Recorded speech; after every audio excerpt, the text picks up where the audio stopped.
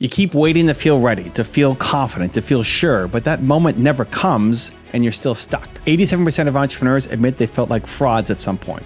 The ones who win aren't smarter, they just don't stay stuck in doubt. I know that voice in your head, the one that says you're behind, not good enough, not ready yet, but 5 years from now, will you be proud you waited or angry you wasted time? In the next 3 hours, you'll get a clear, simple blueprint to shut down doubt, stop overthinking, and finally move with real direction and confidence. If you've been here before, drop a hashtag Believe in the comments below so I can feature you here in a future video. And if you're new, welcome to Believe Nation, the only channel that helps you believe in yourself daily, one video at a time. Believe. You scroll through your feed and it feels like everyone else is winning. New funding rounds, skyrocketing sales, big life updates. And here you are wondering, why am I not there yet? You start asking yourself if you're falling behind. You feel that way?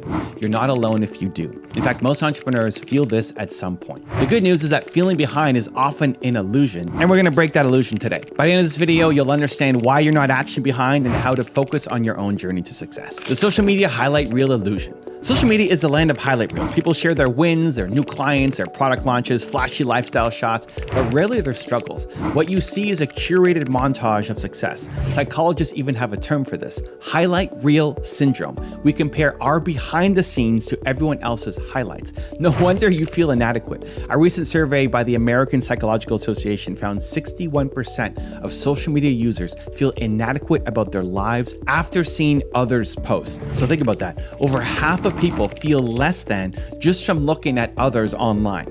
It's because we naturally compare, and when we do, we always see the gap between where we are and where they are.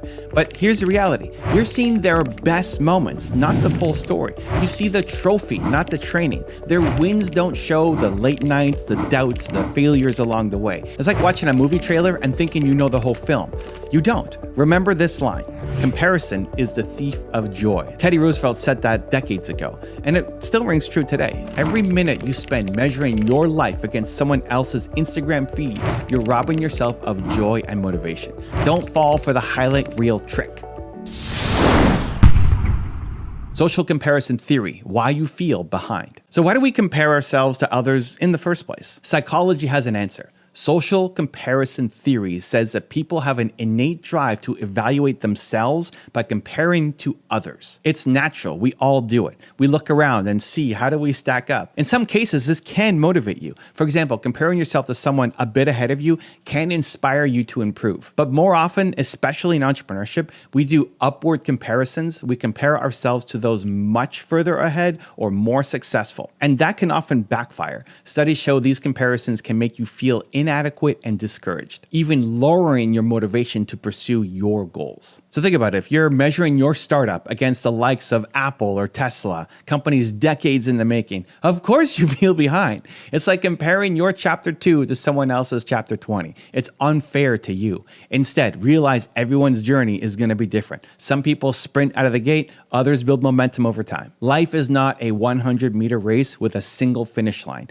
It's more like a marathon where everyone has their own route. When you catch yourself in the comparison trap, pause and remind yourself, their success is not my failure. Use their success as inspiration instead of a yardstick. And most importantly, compare yourself to your past self. Are you better today than yesterday? That's the only comparison that actually matters. Each day that you learn a new skill, make another sales call, or improve your product, you're making progress. Count those wins. They may seem small compared to someone else's huge score, but they are yours and they are real. And step by step, they will take you to your own big wins. Imposter syndrome, it lies to you. That feeling in your head that says, I'm not good enough or I don't belong at the table, let's talk about that now. Imposter syndrome. It's the voice that tells you that you are a fraud, even when you've earned your place. As an entrepreneur, you might feel like all of these other founders, they've got it all figured out. Well, you're secretly still just scrambling. Here's the truth. Most of them are scrambling too. Imposter syndrome is incredibly common. Up to 70% of people experience imposter syndrome feelings at some point.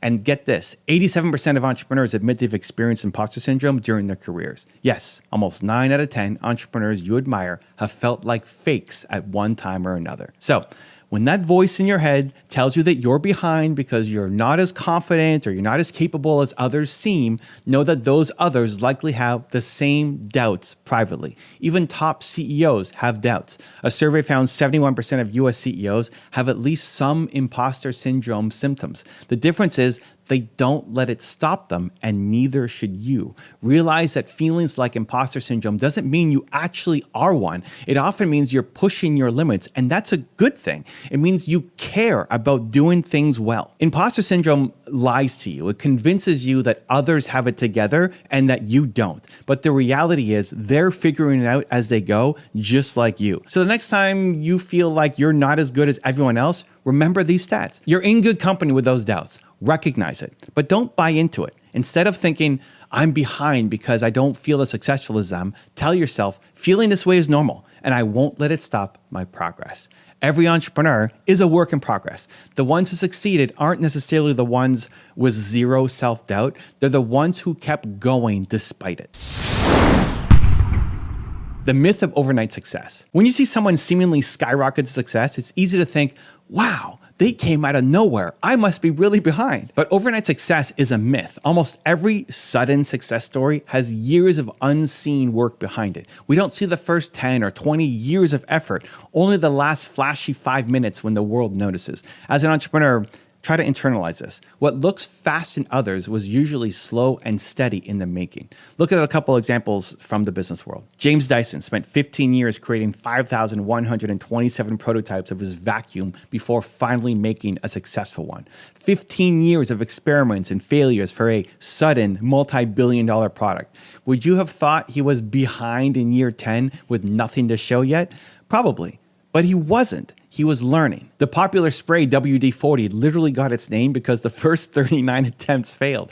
WD stands for water displacement, the 40th formula, meaning the inventors perfected it on the 40th try. 39 failures, then a hit. That's what real success often looks like. Colonel Harlan Sanders founded KFC in his senior years. He didn't start franchising KFC until he was 62 years old. All those years before were trials and modest running of a restaurant. Imagine if at age 50 he thought, it's too late, others are ahead. We'd have no KFC. His story proves it's never too late to win. And closer to home, my own story. You might see me now with millions of YouTube subscribers and think success came quickly. It didn't. We can pull back the curtain on the early progress. Here's a table that shows my YouTube growth from 2009 when I started. And look at the early years. May 1st, 2009, I had 25 subscribers. 5 years later, 9,414 subscribers.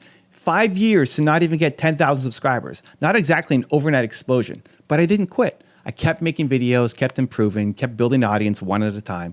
By 2018, I crossed 1.3 million subscribers. By 2022, I'm over 3 million subscribers. The early slow growth, just 344 subscribers after 2 years, 2,000 after 4 years, that's normal. It set the foundation for later exponential growth. If I compared myself to other creators, I would have given up in 2014. It's like 5 years in. I would never have impacted millions of entrepreneurs. In fact, in my first year, I only got 3 comments from my mom, my sister, and one random person. It would have been easy for me to feel behind and let others stop me, but I kept going.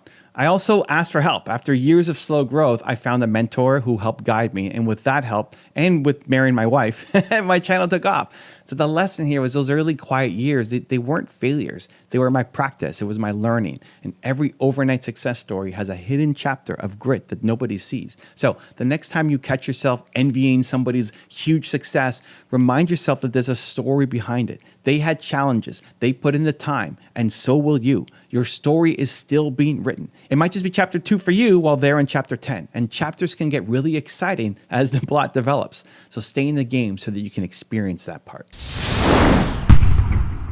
Delayed gratification. Play the long game. Here's a trait that separates successful entrepreneurs: the ability to delay gratification. This means being willing to put in the work now for reward later instead of chasing an instant payoff. If you feel behind because you're not seeing results yet, take heart. You might just be in the investment phase of your journey. You're planting the seeds that will bloom later. There's a famous psychology study that illustrates the power of patience. In the Stanford marshmallow experiment, researchers put a child in a room with 1 marshmallow and told them that they could eat it now or wait 15 minutes and get 2 marshmallows when the researcher returned. Now, some kids ate the 1 marshmallow right away. Others waited for the bigger reward. Years later, follow-up studies found that the children who waited for the second marshmallow tended to have better life outcomes, higher test scores, more education, even healthier BMI. In other words, those who could delay gratification succeeded more in the long run. Building a business is the ultimate test of delayed gratifications. You might work for months or years without significant recognition or revenue, but then reap huge rewards if you stick with it. It's like planting bamboo, the famous story. For years, nothing seems to happen. Then suddenly, it shoots up overnight. When you see others winning fast, remember that fast is not always sustainable. Some entrepreneurs do strike quick success, but many of those cases, if not managed, fizzle out just as quickly. Meanwhile, if you are practicing patience and persistence, you're developing your strong roots. Delayed gratification is a superpower in entrepreneurship. It's what keeps you coding your app at night, even when nobody is using it yet, because you believe in the future payoff. It's what makes you reinvest your early profits into the business instead of taking a bigger salary now because you're playing the long game. If you can do this, you're actually ahead, not behind in the game of eventual success. You're trading the short-term pleasures that many chase for the long-term victory that truly matters. So ask yourself, are you willing to endure now to enjoy later? If yes, then you have an edge. Every day you make the hard choice to work towards a future goal, you're beating the crowd that demands instant gratification. So keep at it. And when your success comes, it will be solid and earned, and it will last. Practical tips to focus on your journey. Okay, it's time to get practical. How can you stop feeling behind and start feeling motivated by your own path? Here are a few actionable tips for refocusing on your journey as an entrepreneur. Number 1, limit social comparisons. Actively reduce the triggers that make you play the comparison game. This might mean curating your social media, unfollow or mute accounts that constantly make you feel less than. Remember that heavy social media use can fuel envy and depression. So set boundaries. For example, check LinkedIn or Instagram once a day instead of every hour. Use that time to work on your business or skill instead. Out of sight, out of mind. If you're not flooding your brain with others' highlight reels, you're focused more on your own progress. Next, use others as inspiration, not measurement. Change the way you react to others' success. When you see a peer celebrate a win, congratulate them mentally or in a comment, and then learn from them. Ask yourself, what can I learn from their journey? Maybe they have great marketing. Can you pick up a tip? Maybe their product is solving a real problem. Is your product aligned with solving a real need too? Shift from envy to curiosity. This way, someone else's success fuels you instead of discourages you. Their success does not take away from yours. It's just proof that success is possible. If they can do it, so can you. Next, compare with your past self. The only valid comparison is you versus you. So start a habit of measuring backwards. You can keep a journal or log of metrics that matter to you. It could be revenue, customers, skills learned, etc. Each month, review it. You'll see growth that you might otherwise overlook. Maybe last month you had 2 clients and now you have 5. That's progress. Or a year ago, you didn't know anything about marketing and now you can run a decent ad campaign. That's a win. By focusing on your personal growth, you get a sense of achievement. You realize you're actually further along than before, which means you're moving forward, not stuck. So celebrate those improvements. Small wins pave the way to big wins. Next, define your own success criteria. Take a moment to define what success actually even means to you. Is it a certain income or flexible lifestyle, making an impact in your community? If you get clear on your personal goals, you won't be as shaken by others. For example, if your goal this year is to develop a reliable product and break even financially, then someone else's Series A funding round, while nice for them, isn't your measure of success. Create a vision or mission for your business that's rooted in your values. I like to say that your purpose is greater than your fear. When you focus on your purpose, your why, you stop fearing that you're not keeping up with others. So chart your own course and stick to it. Next, practice delayed gratification. Remind yourself daily that you're playing the long game. When you hit a setback or a slow month, don't see it as failure. See it as part of the process. Develop routines that reinforce patience. For example, set aside time each week to plan long-term moves like product improvements or you're learning a new skill. That won't pay off immediately, but will in the future. Celebrate yourself for putting in that work. You can even gamify it. Give yourself a small reward for sticking to a tough task instead of taking an easy shortcut like you normally do. That builds the muscle of patience. Remember the marshmallow experiment. Every time you choose the second marshmallow later in your business, like investing in R&D or building customer relationships slowly, you are setting yourself up for bigger rewards down the line. Next, seek mentors and peers or community. Instead of silently comparing yourself to high achievers, talk to them or to others on your journey. You'll often find that behind the scenes, they're willing to share their struggles and lessons. Getting a mentor is one of the best ways to stay focused on growth rather than envy. My own growth accelerated once I found a mentor. And I married my wife. A good mentor will remind you that everyone starts small and they'll give you personalized advice to get better. Also, surround yourself with fellow entrepreneurs who are positive and supportive. Join a mastermind group or just connect with a couple of business owners that you trust. When you have a community, you realize that nobody's journey is a straight line. You'll see people hit roadblocks. You'll see them pivot, slow down, speed up. It gives you perspective that you're all in this evolving process together. Plus, when you do feel down, they will pick you up. Next, focus on what you can control. You can't control how fast someone else grows or what opportunities fall in their lap, but you can control your actions and attitude. So, in the morning, ask yourself, what's one thing I can do today to move my business forward? It could be making one more sales call, writing a piece of code, improving your website. By pouring energy into what you can do, you shift attention away from other people. It empowers you. Progress comes from consistent action, not constant comparison. If you focus on daily actionable goals, before you know it, you'll have a lot to show for your efforts. Now, your pace might be different, but progress is still progress. So pick a couple of these tips and start practicing them. Over time, you'll notice the I'm behind voice getting quieter as you build confidence in your own journey. You're on your own timeline. Keep going. Here's the final truth. You are on your own timeline, and that's exactly where you need to be. Life isn't a race against anyone else. It's a journey where sometimes you sprint and sometimes you take the scenic route. Both are fine. Everyone seems to be winning faster than you only because you're looking at them. If you put that same focus back on you, you'll see how far you've come and how much more potential is ahead of you.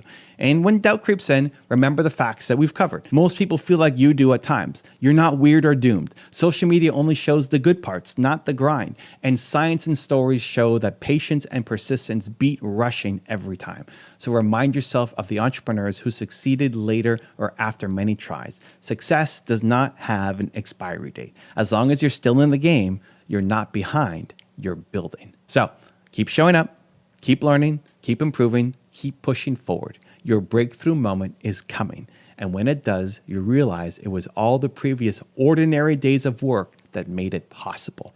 Every great story has ups and downs before the climax. This is your story.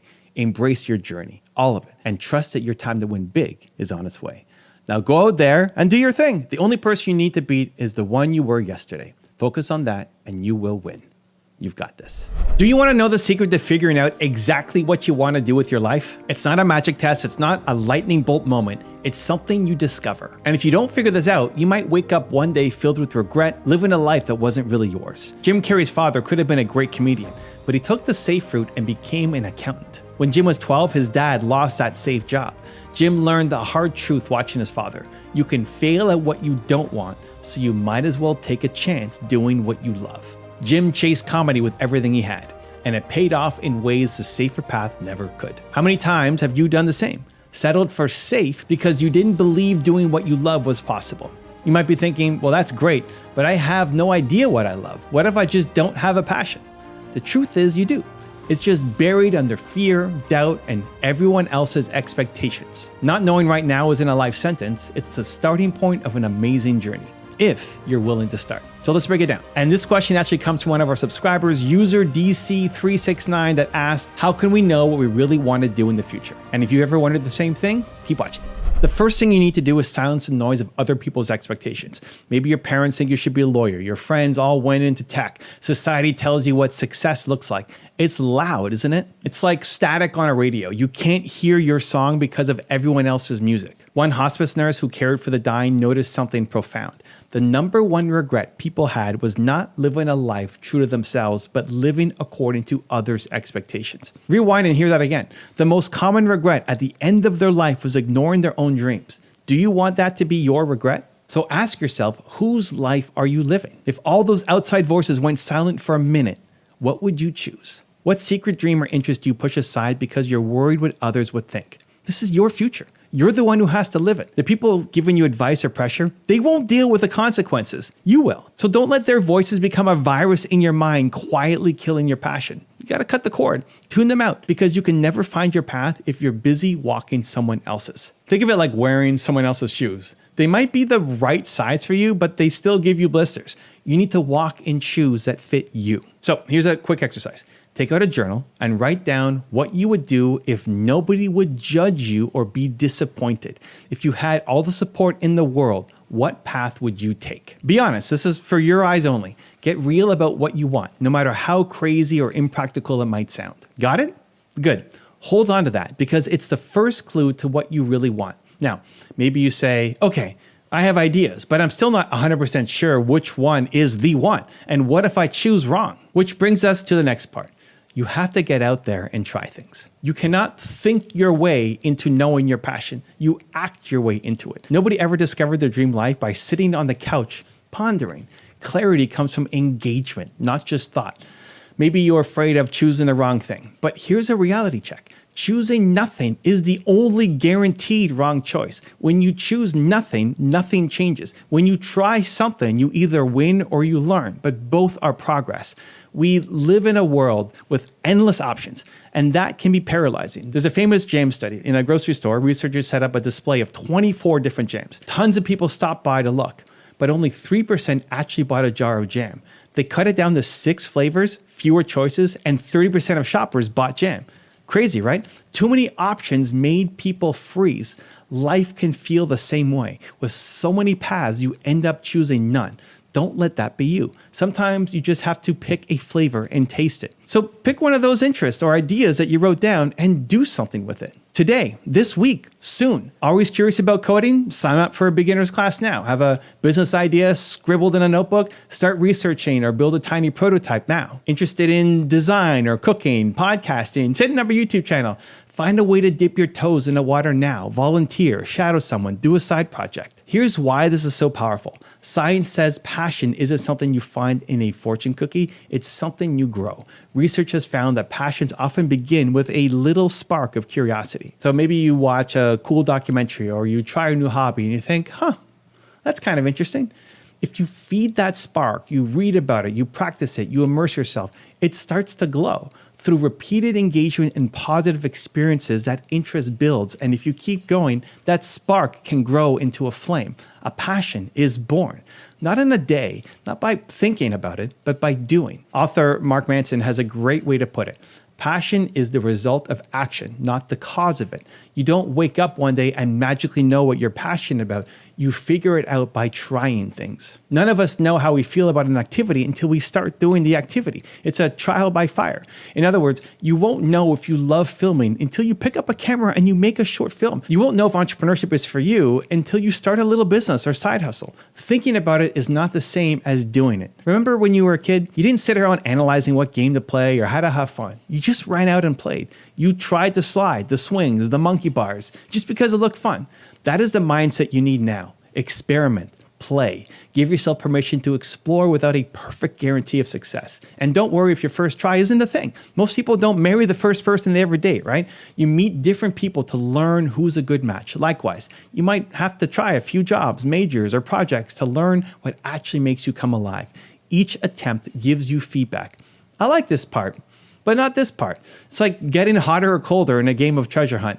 Each step, even the wrong ones, guide you closer to the treasure. Now, as you start taking action, you might still have this nagging worry. Okay, I'm trying things, but what if my path isn't secure? What if I end up changing my mind or the world changes on me?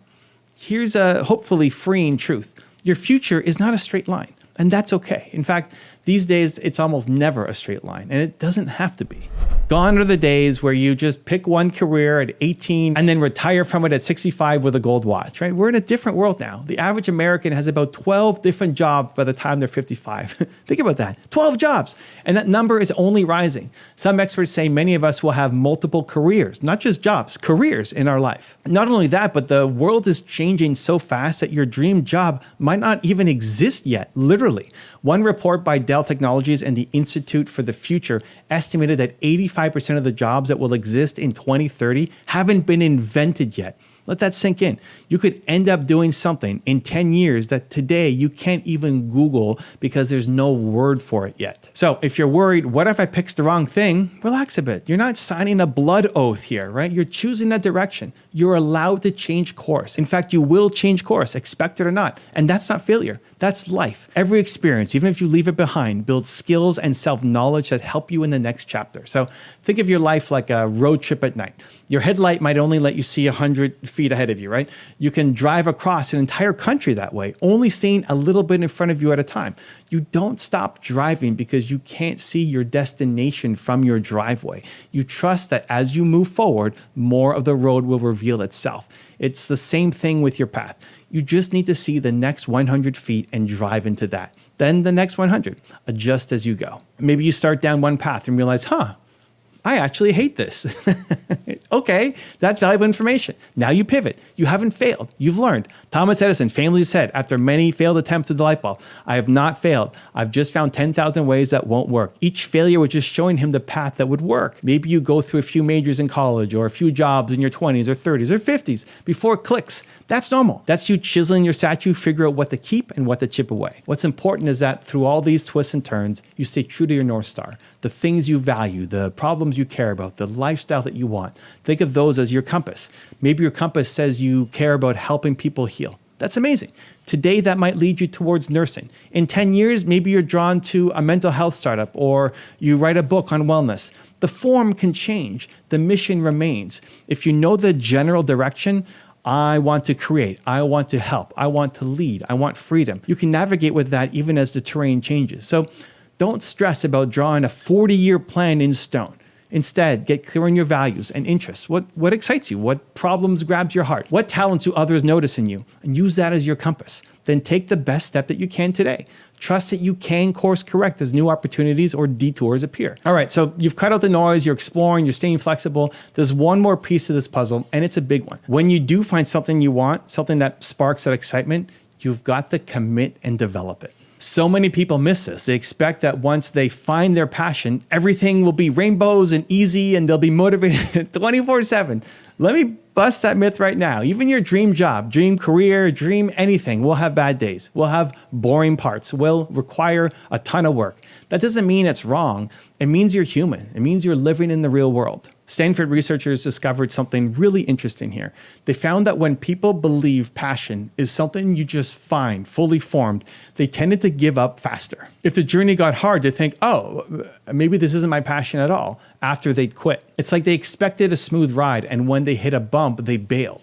In contrast, people who see passion as something that you develop, who know that any worthwhile pursuit will challenge you, those people persist. They push through those challenges and come out the other side stronger. The Stanford experts suggested we should replace find your passion with develop your passion. And I love that. It means you're not searching for a needle in a haystack, you're planting and growing a seed. Think of that passion or goal like a plant in a garden. Finding it is just picking out a seed. That seed has the potential to blossom, but not if you plant it in poor soil and walk away as soon as the first frost hits. You have to tend to it. You have to water it. You have to protect it when the storms come.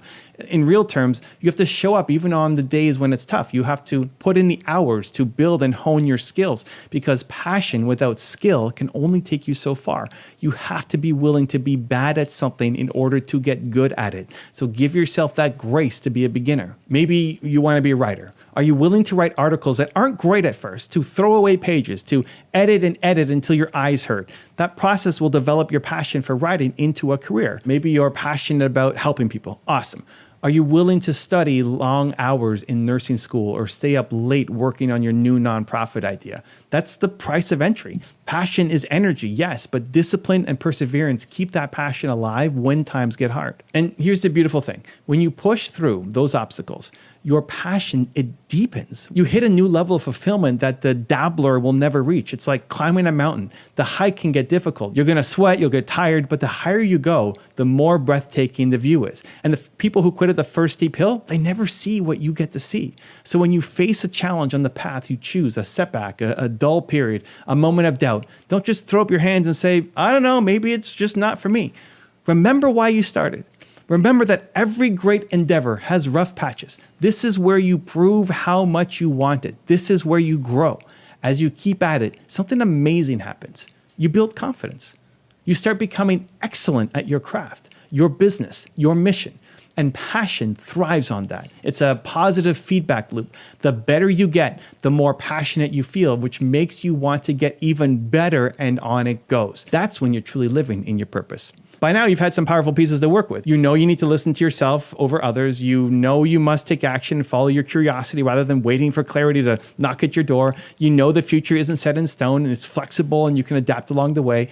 And you know that once you find a direction that excites you, you have to pour yourself into developing it even when it's hard, because that's how passion grows. Now it's time for the final ingredient, belief.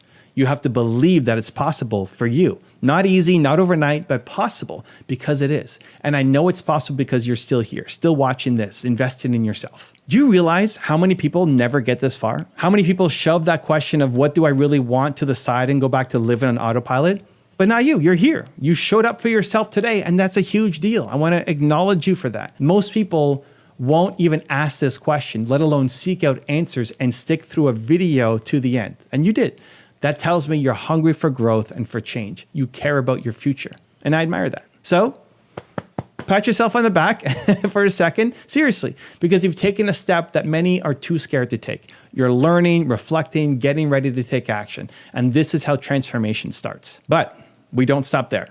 Knowledge is potential power. Action is what gives it real power. I want you to leave this video and actually do something with what you've learned, even if it's small, tonight, before you go to bed. Choose one idea that resonated with you and plan a concrete next step. Maybe you schedule that class or email that mentor. Maybe you sit and brainstorm business ideas for 30 minutes. Maybe you simply commit to journaling about what you really want every morning this week, to keep that inner voice loud and clear. Whatever it is, do it. Make your future tangible starting now.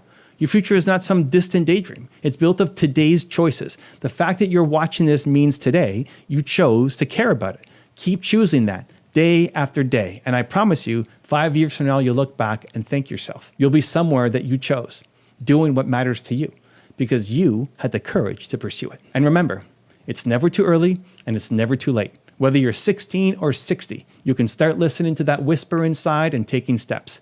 There are people who found their calling at 50, 60, even 70. There are teenagers starting businesses from their bedroom. There is no rule except don't give up on yourself. You've got this one life. Do not waste it living someone else's dream. Figure out what lights your fire and then fan those flames. No one can do it for you, and one day you're going to be so grateful that you did. Your journey to discover what you really want to do is exactly that, a journey. Embrace it. Don't rush to the destination. Learn from every step. Every job you take, every skill you learn, every project you try, they're all adding up to your story, a story that's uniquely yours. So trust the process and trust yourself. You showing up here doing the work tells me you're going to make something amazing out of your life. I believe it wholeheartedly. So keep going, keep believing in your vision, even when others don't see it yet. Keep adjusting, learning, and most of all, keep moving forward. Your future self is cheering you on every step of the way. Your purpose is the single most powerful force in your life. It gives you direction, drive, and a reason to get up inspired every morning. If you never find it, you risk wandering aimlessly through life, feeling empty no matter what you achieve. In fact, research shows that lacking a clear purpose is linked to worse health and even higher risk of death. I got a question of this from one of you, a subscriber named Giza, who asked, "Hi, how do you find your purpose?" Great question. And it's so important. Not knowing your purpose can cost you years of progress and happiness. Imagine reaching the end of your life only to regret that you didn't live true to yourself. Now, I don't want that for you. The stakes are high. Your fulfillment, your impact, and even your longevity depend on finding meaning. Let me share a quick story. Years ago, I was shy, introverted, terrified of public speaking. I didn't want to make videos. I hated networking, but I was also on a mission. My purpose is to help entrepreneurs believe in themselves more. It pushed me out of my comfort zone. I filmed 350 YouTube videos before I even felt slightly comfortable on camera. I then forced myself on a 90-day, 23-city speaking tour to conquer my fear of disappointing people. And halfway through that tour, I broke my neck in 2 spots, compressed my spine, and I got a concussion. But I kept going. Now, I'm not superhuman. I was exhausted, I was scared, but my purpose gave me the strength to push through my biggest fears. That's the power of knowing your why. As Viktor Frankl famously said, Those who have a why to live can bear with almost any how. Your purpose becomes your fuel to do extraordinary things. Now, I know what you might be thinking. Yeah, Evan, that's great, but I have no clue what my purpose is. I've got bills to pay and no time to go on some soul-searching journey. Hey, fair point. Finding your purpose can sound like a luxury or a fuzzy ideal when you're busy and just trying to survive. Maybe you feel you're too old to start over or too young to know what you want. Maybe you worry you don't have any special passion or that pursuing it won't pay the rent. So let's talk about it. I don't think I have a purpose. Everybody has a purpose. Everyone has been made for some particular work, and the desire for that work has been put in every heart. You have unique talents and values that, when tapped into, will light you up. As I often say, everybody has Michael Jordan level talent at something. If you haven't found it yet, it just means you haven't looked in the right place. It's not too late to start, and you're not too ordinary. You're a genius at something. Next, purpose won't pay my bills. Purpose and profits are not opposites, they're allies. When you build a business or career around your purpose, you unlock extra motivation and creativity that lead to greater success. Purpose-driven companies, for example, achieve higher market share gains and grow on average 3 times faster than competitors. They also have more engaged teams and loyal customers. In other words, knowing your why can actually help you thrive financially because you work with more passion and persistence than the person who's just clocking in for a paycheck. So don't buy the lie that you have to choose between purpose and practical success. The best entrepreneurs integrate them together. Next, I'm too busy and overwhelmed. You don't need to drop everything and trek to an ashram in India to find your purpose. You can start right now where you are with small steps. In fact, you can't afford not to. Having a life purpose is a buffer against stress, anxiety, and depression. It actually helps you cope with challenges better than grinding away without any meaning. Think of purpose like a guiding star. It doesn't add more weight to your load, it lights your path and makes the journey easier. I'll dive into simple habits you can fit into your day to start uncovering what drives you. But now that we've busted some of those objections, let's get into the how. How do you actually find your purpose? I'm going to cover mindset shifts you need, habits and daily routines to discover and live your purpose, and how to craft a long-term vision that helps keep you aligned. And these tips are a mix of things I learned from my own journey, exercises I've shared in my book, Built to Serve, and science-backed insights from experts. So you ready? Let's do this.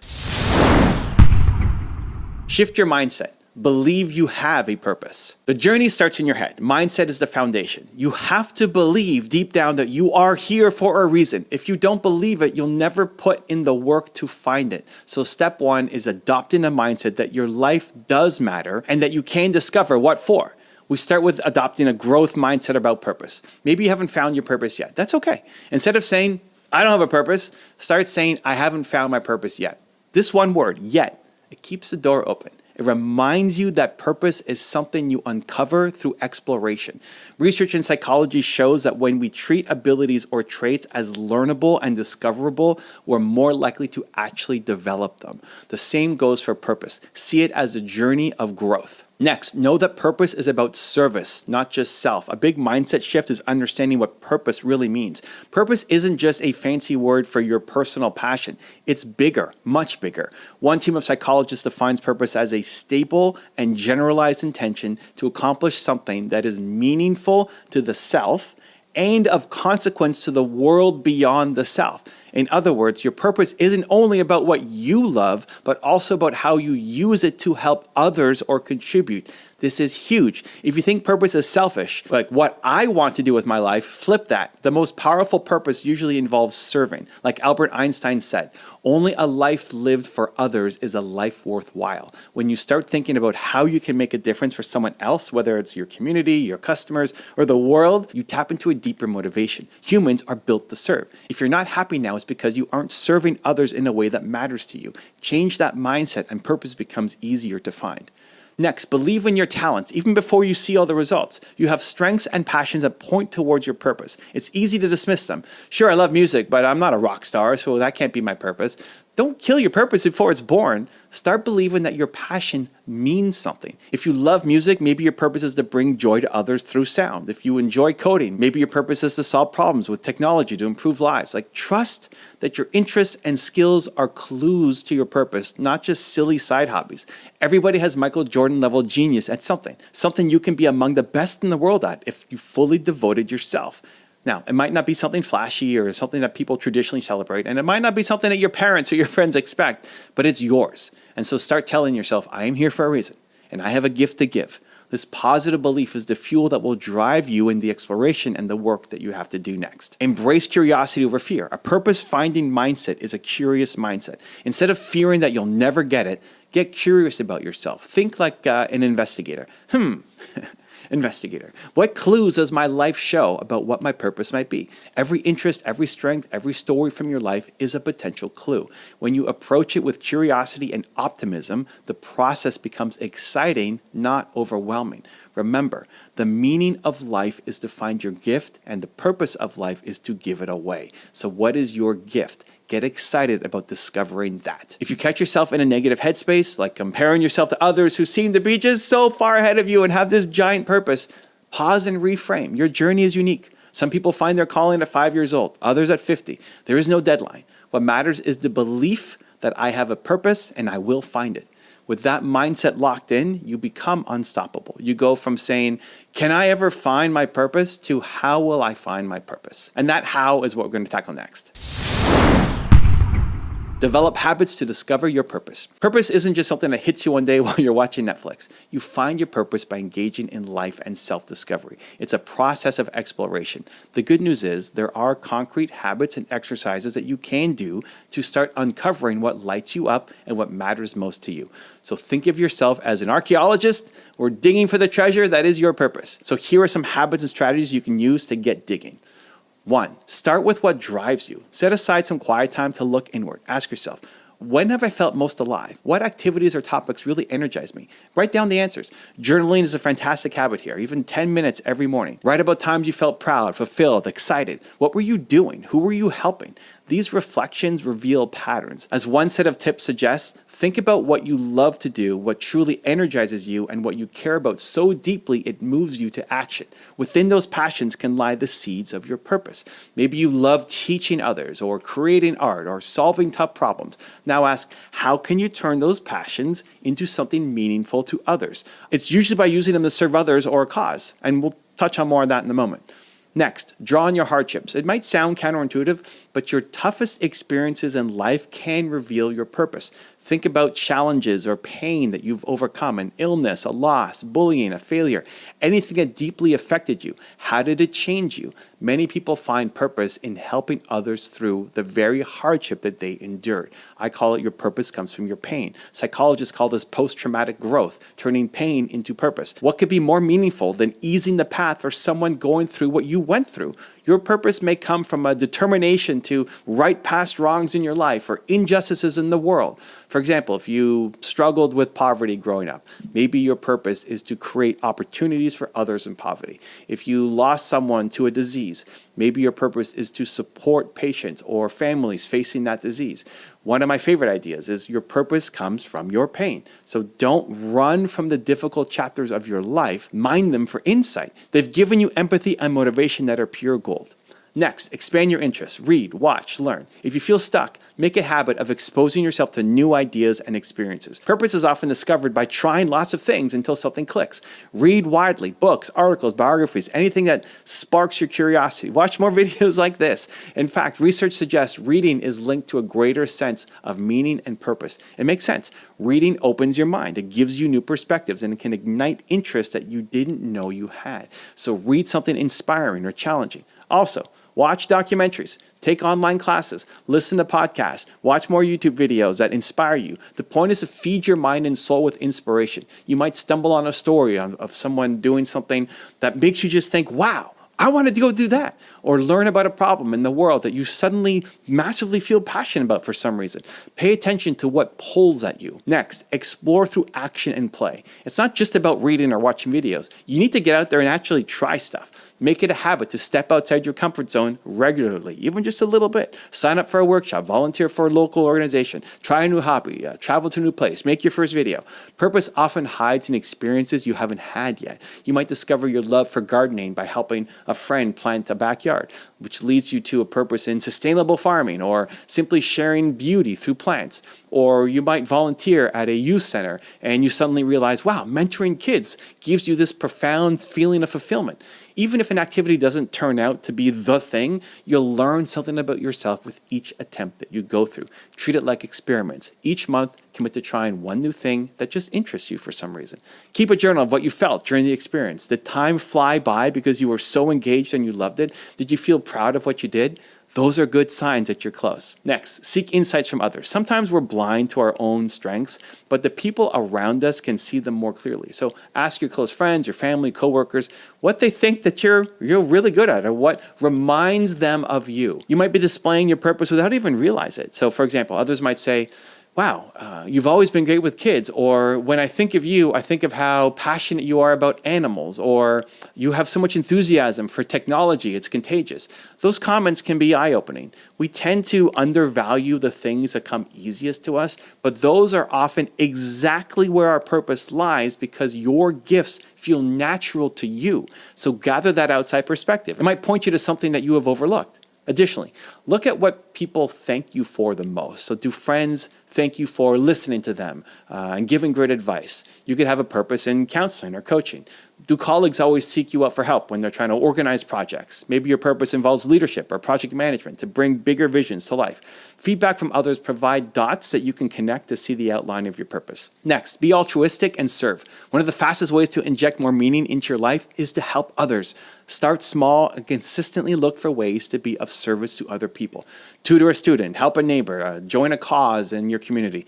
Not only does it make a difference, it also reveals what issues or activities you find the most meaningful. Studies confirm that donating your time and energy is good for you and can give you purpose. As you volunteer or you support other people, pay attention to which efforts resonate deeply. Maybe you feel especially fulfilled helping seniors or working with animals. I love helping entrepreneurs. Maybe you love advocating for the environment. Those feelings are strong indicators of a purpose area. And even if you're still unsure if it's your big purpose, serving others right now gives you purpose in the moment. You see that you matter to someone and that you can improve somebody's life. And that sense of contribution is often the spark that leads to bigger clarity. Plus, helping others expands your network and it exposes you to new experiences. Tying back to the exploration we talked about, being the archaeologist, it's a win-win for finding your purpose. Next, express yourself creatively. Purpose is often linked to creation, whether it's creating art, writing, building a business, some form of self-expression. If you have any inclination towards creative outlets, so think writing, painting, music, crafting, coding, cooking, anything, make time for them. Sometimes when you create, you tap into your subconscious values and desires. You might write a short story and you realize that the theme that keeps coming up is social justice. Aha! That could be your point of purpose, of fighting for fairness. Or you might find that when you play guitar, the hours seem to disappear and afterwards you feel on top of the world. Okay, that could be a good sign that music is essential to your purpose. Even practices like meditation, prayer, journaling, they're forms of expression that can yield purpose insights. What they do is quiet the noise and they let your true voice emerge. Creative outlets and mindfulness can help you gain a sense of purpose by connecting you with your inner self. So don't say, I'm not creative. Creativity here isn't about being Picasso. It's about letting your inner thoughts and passions surface in whatever form works for you. So that's a lot of different potential habits. You don't have to do them all at once. The key is to commit to a few regular practices of self-discovery. So reflection, exploration, service, creative expression. Mix these things into your weekly routine. Purpose finding is an iterative process. Each step you take gives you feedback. Maybe journaling reveals 2 or 3 themes that keep recurring for you and say teaching, nature, or community. Next, you might volunteer at a community garden that teaches kids about nature. And combining all 3, you feel an electric sense of like, this is it.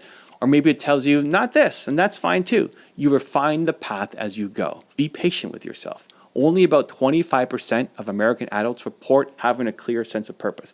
So if you're still searching, you are not alone. It's a journey that many people are on. The difference is you are actively working on it right now. That already puts you ahead of the pack and on course to join the 25%. So keep at it and the puzzle pieces will start coming together. Align your daily routine with purpose. As you start getting hints of what your purpose might be, or even if you're still in a discovery phase, you want to infuse purpose into your daily life. Purpose isn't just a lofty, big idea. It shows up in the small actions that you take every day. So by building routines that align with what matters to you, you create momentum and stay connected to your why consistently. Now let's talk about how to actually do that. So start your morning with purpose. How you begin the day sets the tone. Instead of immediately diving into emails or social media, take 10 to 15 minutes each morning to center on your purpose or the search for it. This could be as simple as a morning journal where you write down your goals and your intentions. It could be going for a walk and thinking about who you want to serve, making sure at least one of them is tied to your emerging purpose. So, for example, if you think your purpose involves writing a book to inspire others, your morning intention might be write 500 words of my book today. If you're still trying to figure it out, your intention could be something like do one thing that makes me feel alive today, or help just one person in some way today. Some people use affirmations or prayer in the morning related to their purpose, like I am on the path to discovering my purpose, or today I will live with meaning and service. It might sound a little cheesy, but speaking it primes your brain to look for that purpose around you.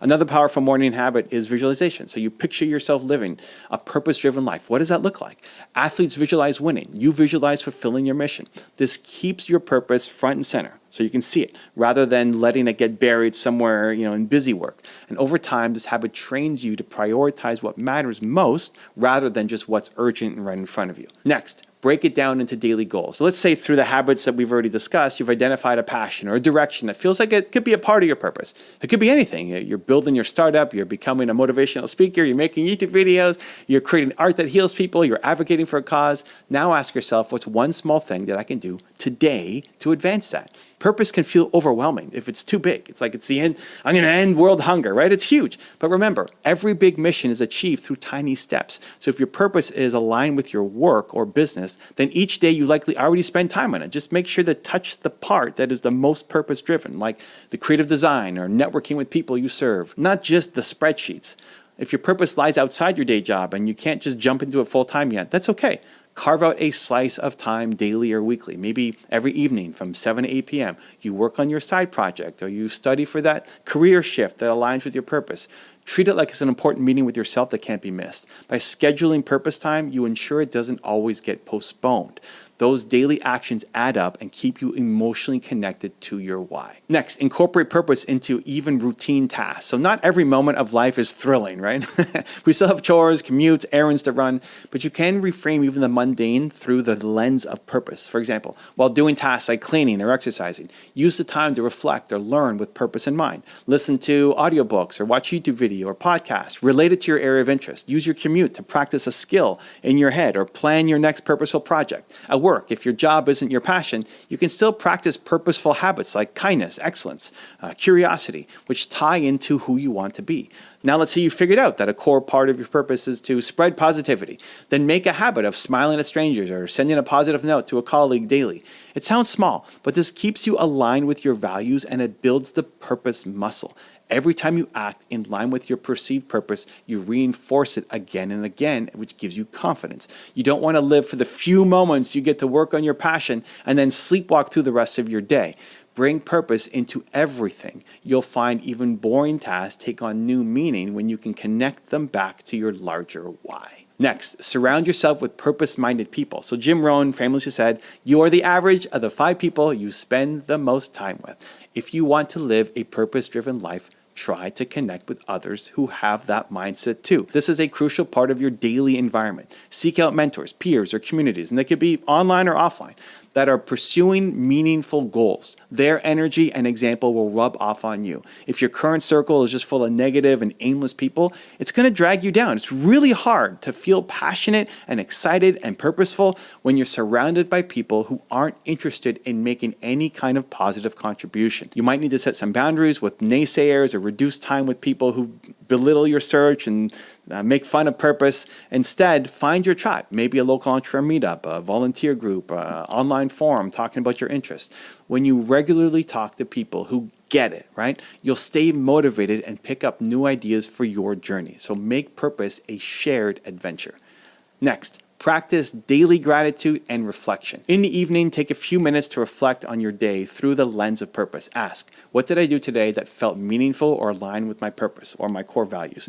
And what am I grateful for today? Gratitude is powerful. Research shows practicing gratitude increases life satisfaction and can even help you understand your purpose. When you note what you're grateful for, you often highlight what matters to you. So, for example, if you frequently write, I am grateful I got to help my friend with her problem today.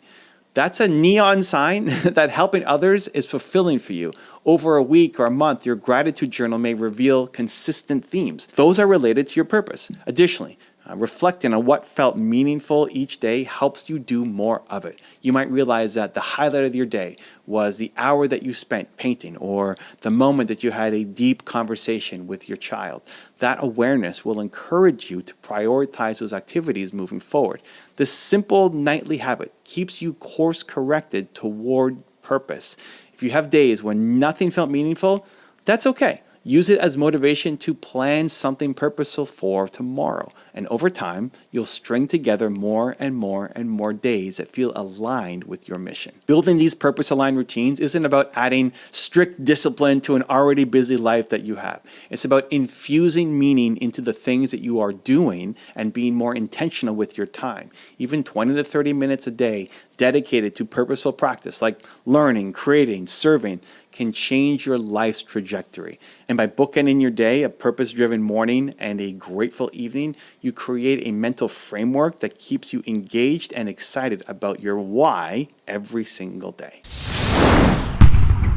Create a long-term vision for a purposeful life. Daily actions are crucial, but we also need to take the 30,000-foot view. It's time to zoom out and look at the long-term vision. What kind of life do you ultimately want to live? What kind of legacy do you want to leave if that matters to you? Crafting a vision anchored in purpose will guide your big decisions and keep you motivated for the long haul. So we're going to think of it as designing your personal North Star that all of these efforts that you're doing point towards. Start with envisioning your ideal future. So fast forward 5 years, 10 years, 20 years. If you were living a deeply purposeful life, what would it look like? Allow yourself to dream a little bit without any self-censorship of what can and can't be. Where would you be living? Who would you be working with?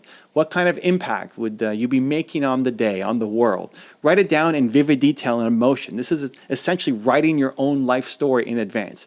For example, you might write, 10 years from now, and I wake up every morning, I'm excited. I'm running my own business that provides clean water to communities, or I'm a successful author touching thousands of readers, or I built a company that gives people great jobs, and so on. I spend my days doing X, Y, and Z, and I feel fulfilled because I know I'm making a difference in blank. Don't worry if your vision feels ambitious and if you're not 100% certain. The goal is to create a compelling picture that resonates emotionally. This vision will evolve as you do, but having it written down gives you a target that you can aim for. It's incredibly motivating to have a clear vision of a life where you're living your purpose. It pulls you forward on the tough days. Next, write a personal mission statement. So businesses have mission statements. Why not have one for your life or your venture?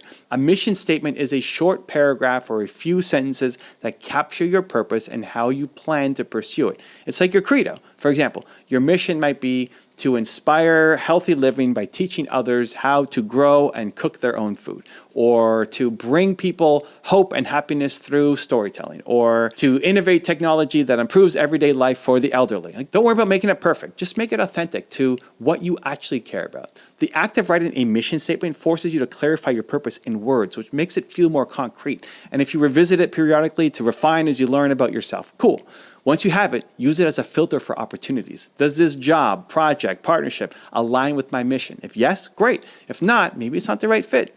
This helps you stay true to yourself. Remember Bronnie Ware's lesson from people at the end of their life? The number one regret was, I wish I'd had the courage to live a life true to myself, not the life others expected of me. Having a clear mission statement is an act of courage and self-definition. It's saying, this is my path. Next, set meaningful goals that align with your purpose. So once you have a vision and mission, break it down into more concrete goals. Humans are goal-oriented, seeking creatures. Having goals gives us direction and satisfaction when we achieve them. So the trick is to ensure that your goals are aligned with your purpose, not just some arbitrary number. For example, if your purpose is related to improving education, great.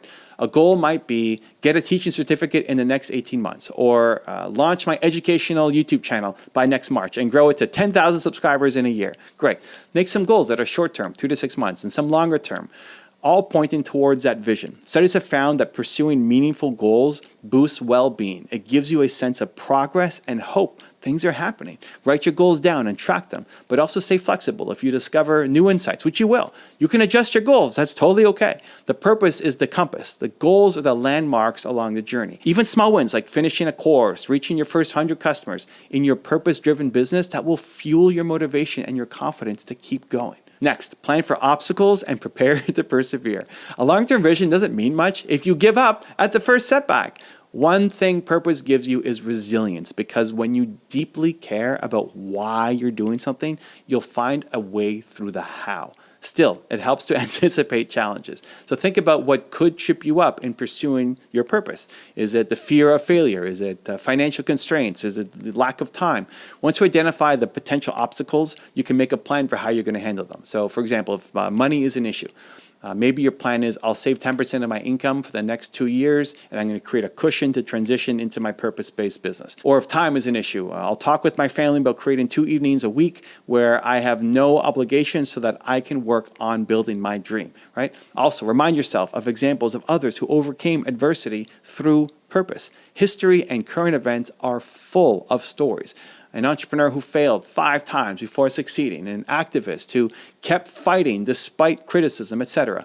Draw strength from them and recall Frankel's wisdom. With a strong enough why, you can endure any how. When challenges come, reconnect with your why. Read your mission statement. Visualize that future. Remember who you're doing this for. Your family, your community, your younger self who really needed a role model. This will reignite your determination to keep going. Purpose and perseverance go hand in hand. A long-term vision grounded in purpose is extremely powerful. It gives meaning to your sacrifices and focus to your efforts. It's the answer to why am I doing all of this on the days when things are tough, and it will inspire others to support you too. When you have clarity of purpose, you become a magnet for opportunities and people who align with that same purpose. So don't be surprised as you better share your vision that the right doors just start to open. As the saying goes, when the student is ready, the teacher appears. By getting clear on your purpose and boldly setting out towards achieving it, you signal to the world that you are ready. And resources, mentors, and allies often show up in ways that almost feel magical, but it's really because you're now laser focused on what matters.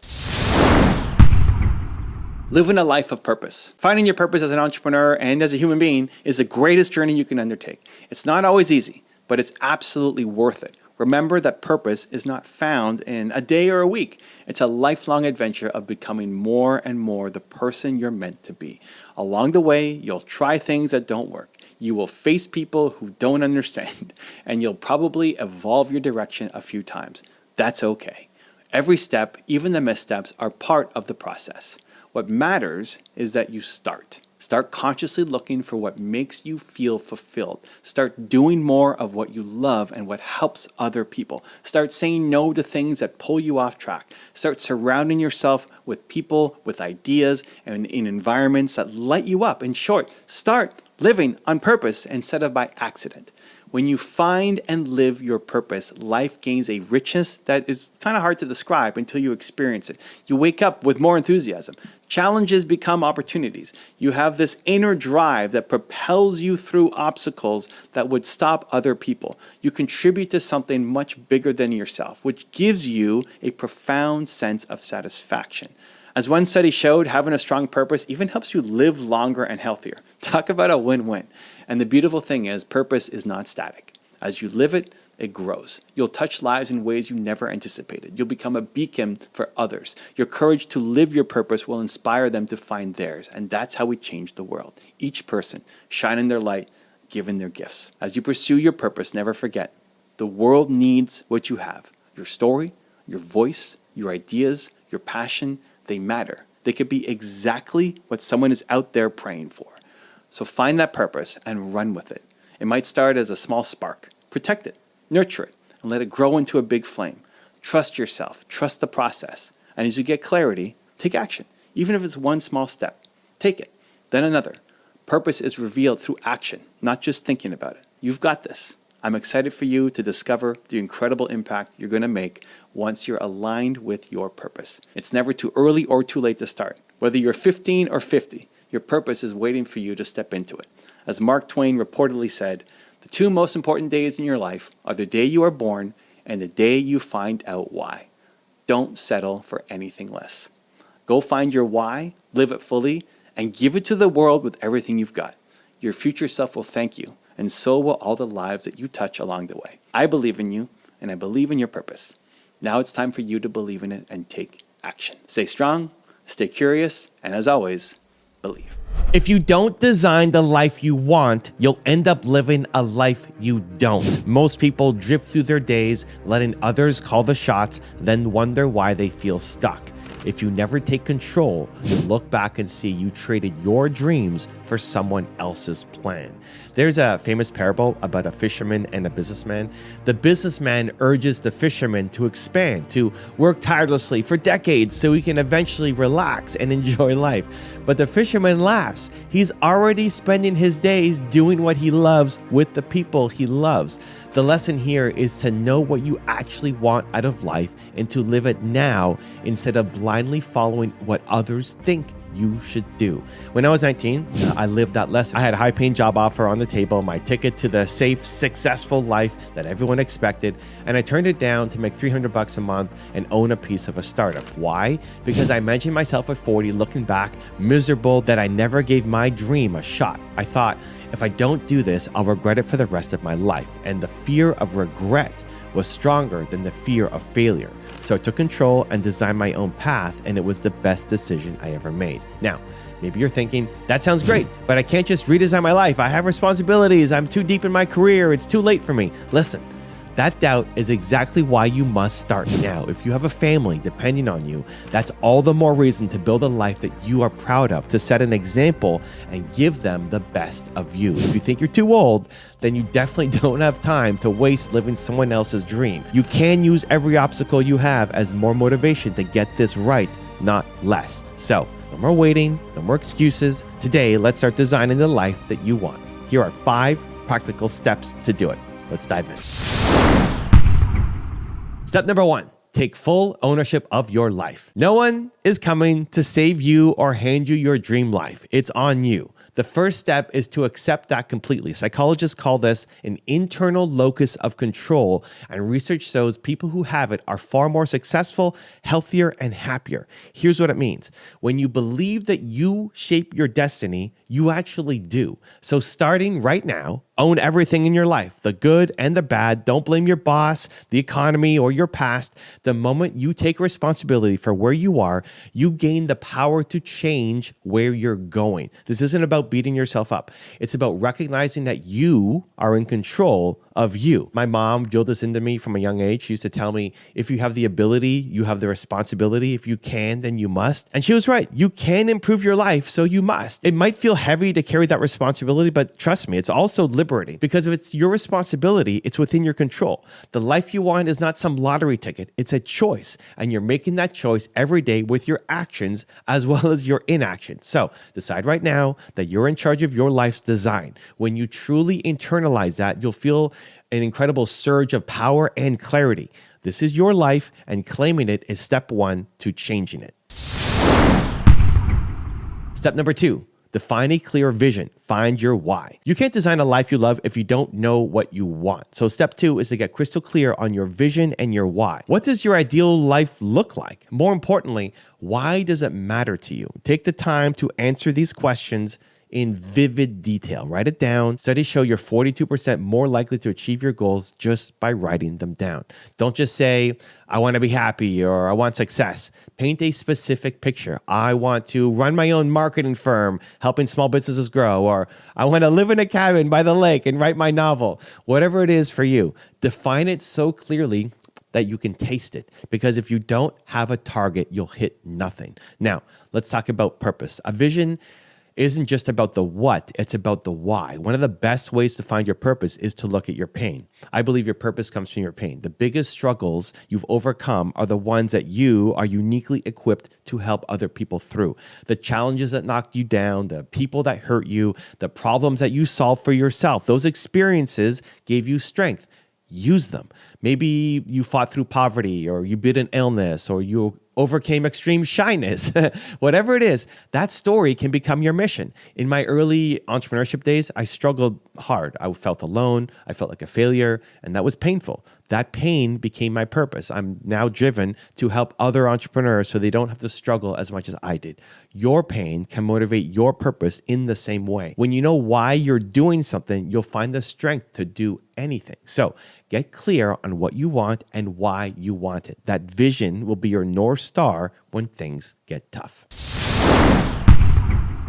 Step number 3, take immediate imperfect action. Now that you know what you want, it's time to get moving. Step 3 is to take action before you feel 100% ready. Most people wait and wait for the perfect timing, the perfect plan, more certainty, and they never go anywhere. Do not fall into that trap. A good plan executed today beats a perfect plan never executed. Clarity comes from doing, not just thinking about it. When you take even a small step, you get feedback, you learn, and you build momentum.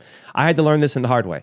Early in my career, I was such a perfectionist that I spent an entire summer writing and polishing the perfect business plan instead of actually talking to customers. And guess what? An opportunity came and went while I was planning, and I missed out on a $40 million deal because I wasn't ready to act. Now that hurt, but it taught me something valuable. I'll tell you exactly what I realized. Most of your plan is going to be wrong anyway, so get out there and test your assumptions. I stopped overthinking and started doing, and it made a huge difference. Now, maybe you're afraid that if you act now, you might fail. So try this as a reframe. Not acting is the only guaranteed failure. According to Psychology Today, 92% of people never achieve their goals largely because they never follow through. And I don't want you to be in that 92%. So break your biggest vision into the smallest possible step and do it today. Send that email, create that prototype, wake up an hour earlier, whatever moves you an inch closer, do it. You won't have all the answers, and that's okay. You'll figure it out as you go. Action creates clarity. Action builds confidence. Every step you take sends your brain evidence that you're the kind of person who takes charge. So stop waiting, start now, adjust later. Your future self will thank you.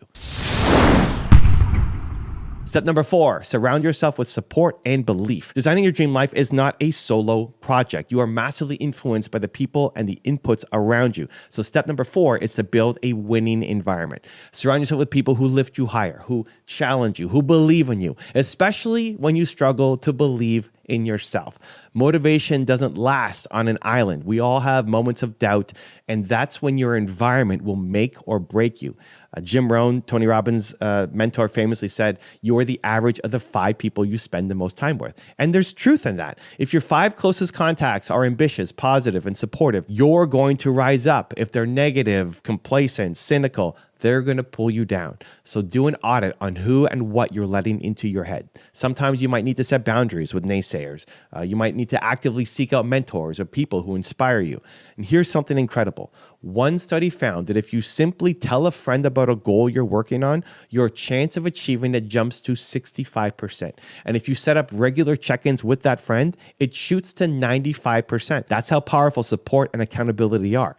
Use that to your advantage. Find an accountability partner, join a mastermind group, or just ask a friend to keep you honest. And remember, support isn't only from people you know personally. Borrowed belief is real. You can draw strength from other stories and mentorship until you build enough of it on your own. In the early days, I borrowed belief from my mom's encouragement. Later, I borrowed it from people like Oprah Winfrey. I'd read about how she overcame extreme poverty and unimaginable challenges, and yet look what she built. Her story proved to me what's possible. I filled my environment with voices and examples that push me forward. Books, videos like this, virtual mentors, they can all be part of your support system. Borrow belief from your environment until you build it yourself. That's how you get through the early stages. So, curate your world. Follow people who inspire you. Cut out the content that depresses you. Share your dreams with those who will cheer you on and hold you accountable. When you surround yourself with positivity and belief, you'll have the motivation and the courage to keep going when things get tough. Step number 5, embrace failure and adapt for the long game.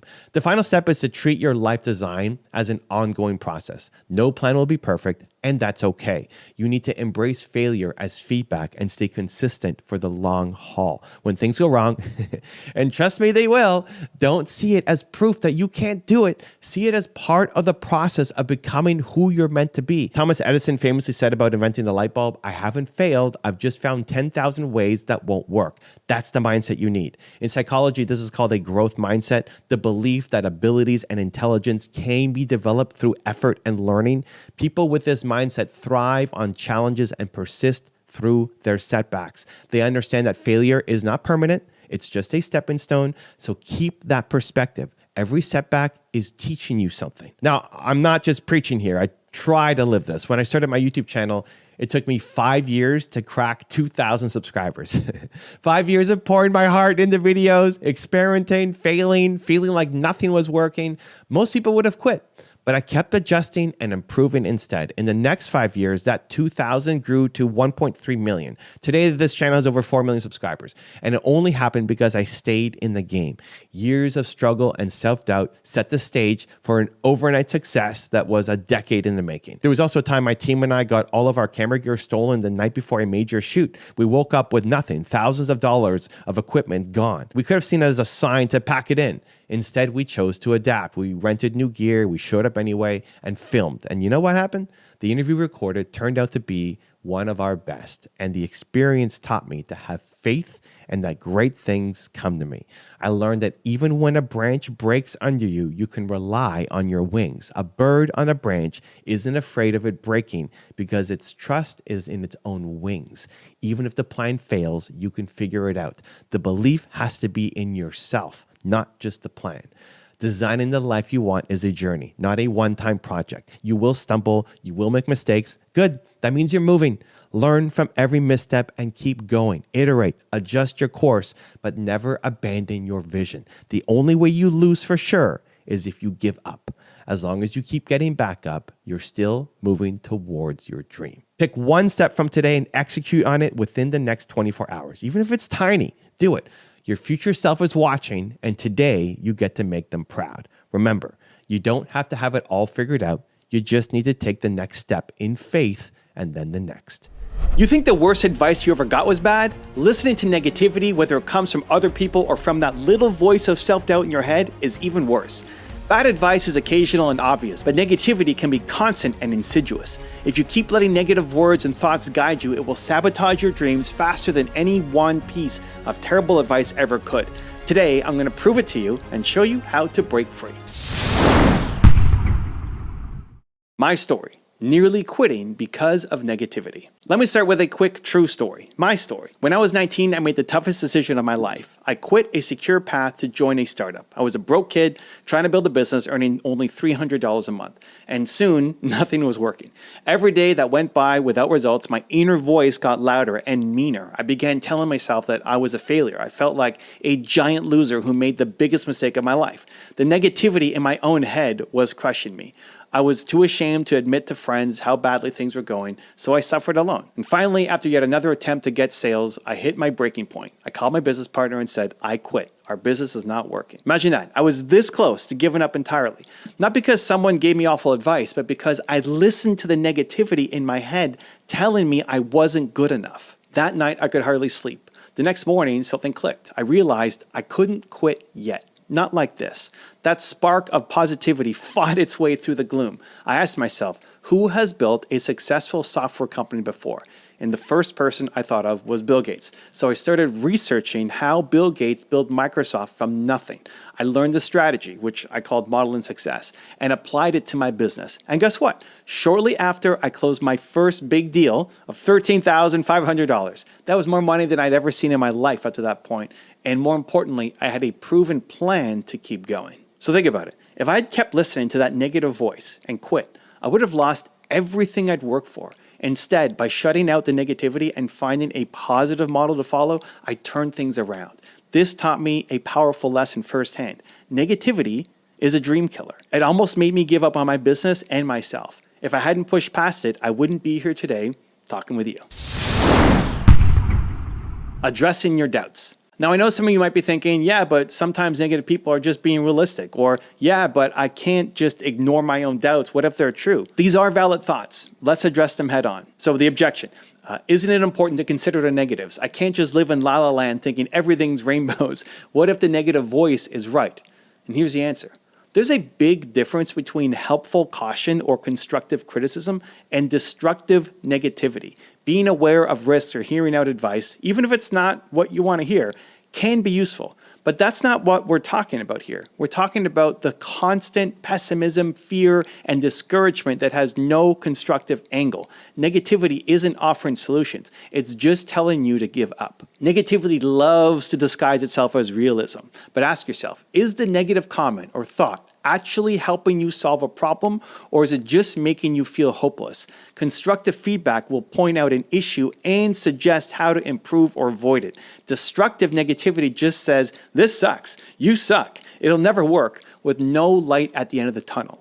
See the difference? Also, consider the source. If the negative input is coming from someone with expertise who genuinely cares, like a mentor saying, your marketing needs work, here's how to fix it, that's probably not negativity. That's guidance. You don't want to ignore truth or facts. But if it's coming from chronic naysayers or your own inner critic always focusing on the worst case scenario, that's the kind of negativity to shut out. The next objection is, yeah, but the negative people in my life are my family or my close friends. I can't just cut them off. And so here's my answer. You're right. It's tricky. You don't necessarily have to banish loved ones from your life, but you can set boundaries and reframe how you engage with them. So for example, if every time you share a new business idea with a certain friend, they shoot it down and make you feel small, stop sharing those vulnerable dreams with that friend.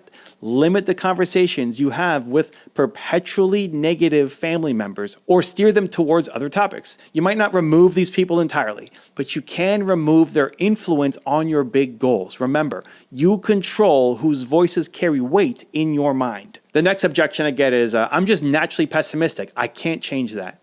And here's the answer. Science would disagree. Pessimism or negative thinking isn't an unchangeable trait. It's often a habit. Our brains actually have something called a negativity bias, meaning we naturally pay more attention to negative things, but we can consciously work to overcome that. Being pessimistic now doesn't doom you to be that way forever.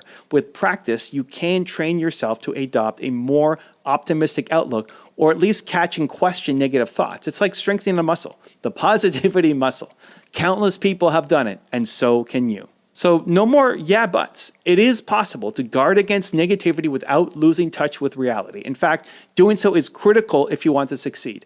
So now that we've tackled the objections, let's get into why listening to negativity is so dangerous in the first place and what it does to your mind and your business. The real dangers of negativity. Why it's worse than bad advice. Bad advice is like taking a wrong turn. You can often correct course once you realize it. Negativity is like a constant roadblock. It keeps you from even moving forward. Here's why negativity, both internal and external, is so dangerous. Number one, it kills your motivation. When you're surrounded by negative talk, it's hard to even get started. Think about it. If your inner dialogue each morning is, why even try? I'm going to fail. How motivated are you to work hard or take risks? Not much. As one psychology expert put it, negative self-talk isn't just stressful, it can also make it difficult to get motivated and achieve your goals. If you constantly hear, it won't work, from others or yourself, you begin to believe it and you won't take action. Next, it skews your decision making. Negativity literally changes the way you evaluate options. Instead of thinking, how could this go right? You only see what could go wrong. Our brains are wired to give more weight to negative events than positive ones. That was the negativity bias that I mentioned before. That means if you get 10 comments about your idea and just one is negative, guess which one will haunt you the most? The negative one. It takes mental effort to overcome that bias. And if you don't, you'll make choices motivated by fear. You'll play not to lose instead of playing to win. Opportunities will pass you by because negativity convinced you to avoid risks or assume failure. Next, it lowers your self-confidence. Negativity is a bully. It beats down your belief in yourself. Over time, constant negative messages like, you're not good enough, or people like you never succeed, become a self-fulfilling prophecy. You start to internalize that voice. It's been found that negative self-talk limits your ability to believe in your own abilities and reach your potential. It's like carrying around a 50-pound weight on your back everywhere you go. Everything is harder and slower because of that burden of doubt. Next, it harms your mental health. This is no joke. Excess negativity can literally contribute to depression and anxiety. Research shows that excessive negative thinking and rumination increase the risk of mental health problems, including depression and anxiety disorders. If you constantly feed your mind poison, it's going to make you sick. Feeling helpless and hopeless from too much negativity can spiral into clinical issues. At minimum, it's definitely raising your stress levels. You might notice when you're in a negative funk, you feel physically and emotionally exhausted. That's the toll that it's taking. Next, it wrecks your productivity and performance.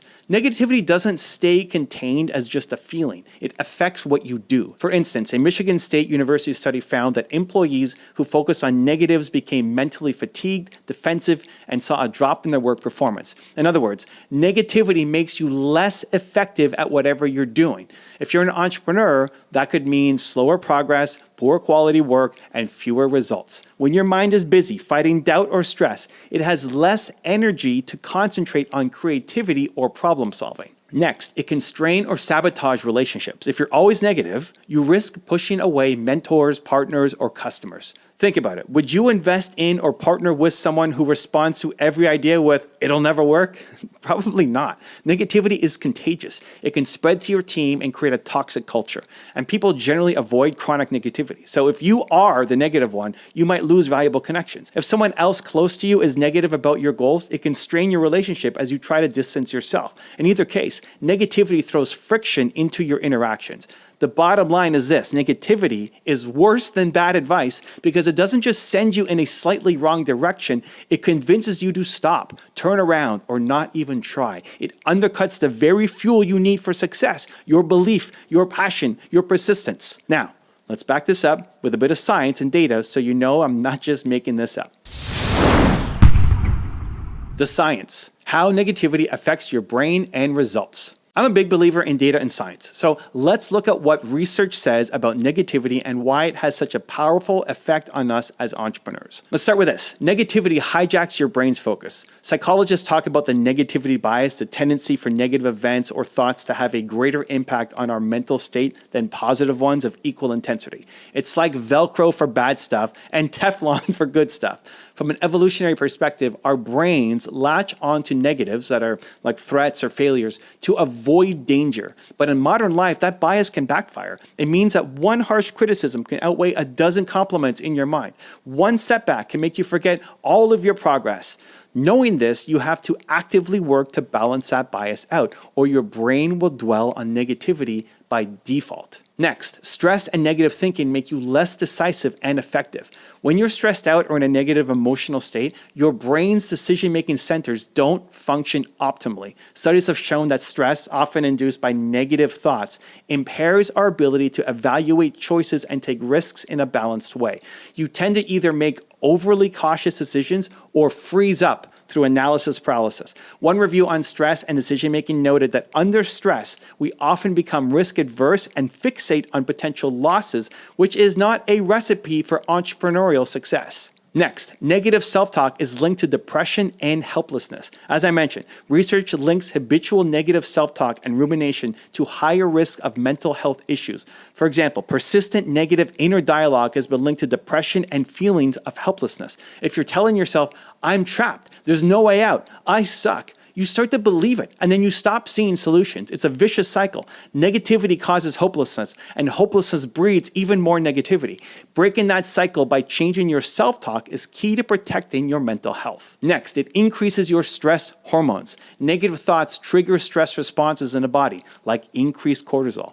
While a little stress can give you a burst of energy, chronic stress from constant negativity wears you down, leading to burnout, memory issues, and even health problems. In contrast, positive thinking has been associated with better stress management and even health benefits. The Mayo Clinic reports that positive thinking can lead to lower rates of depression, better cardiovascular health, and improved coping skills during hardships. So negativity is literally bad for your health, not just your business. Next, negativity narrows your perception and problem solving. Psychologist Barbara Fredrickson's broaden and build theory suggests that positive emotions broaden your thinking and creativity, while negative emotions do the opposite. They narrow your focus to the problem at hand, which is also called tunnel vision.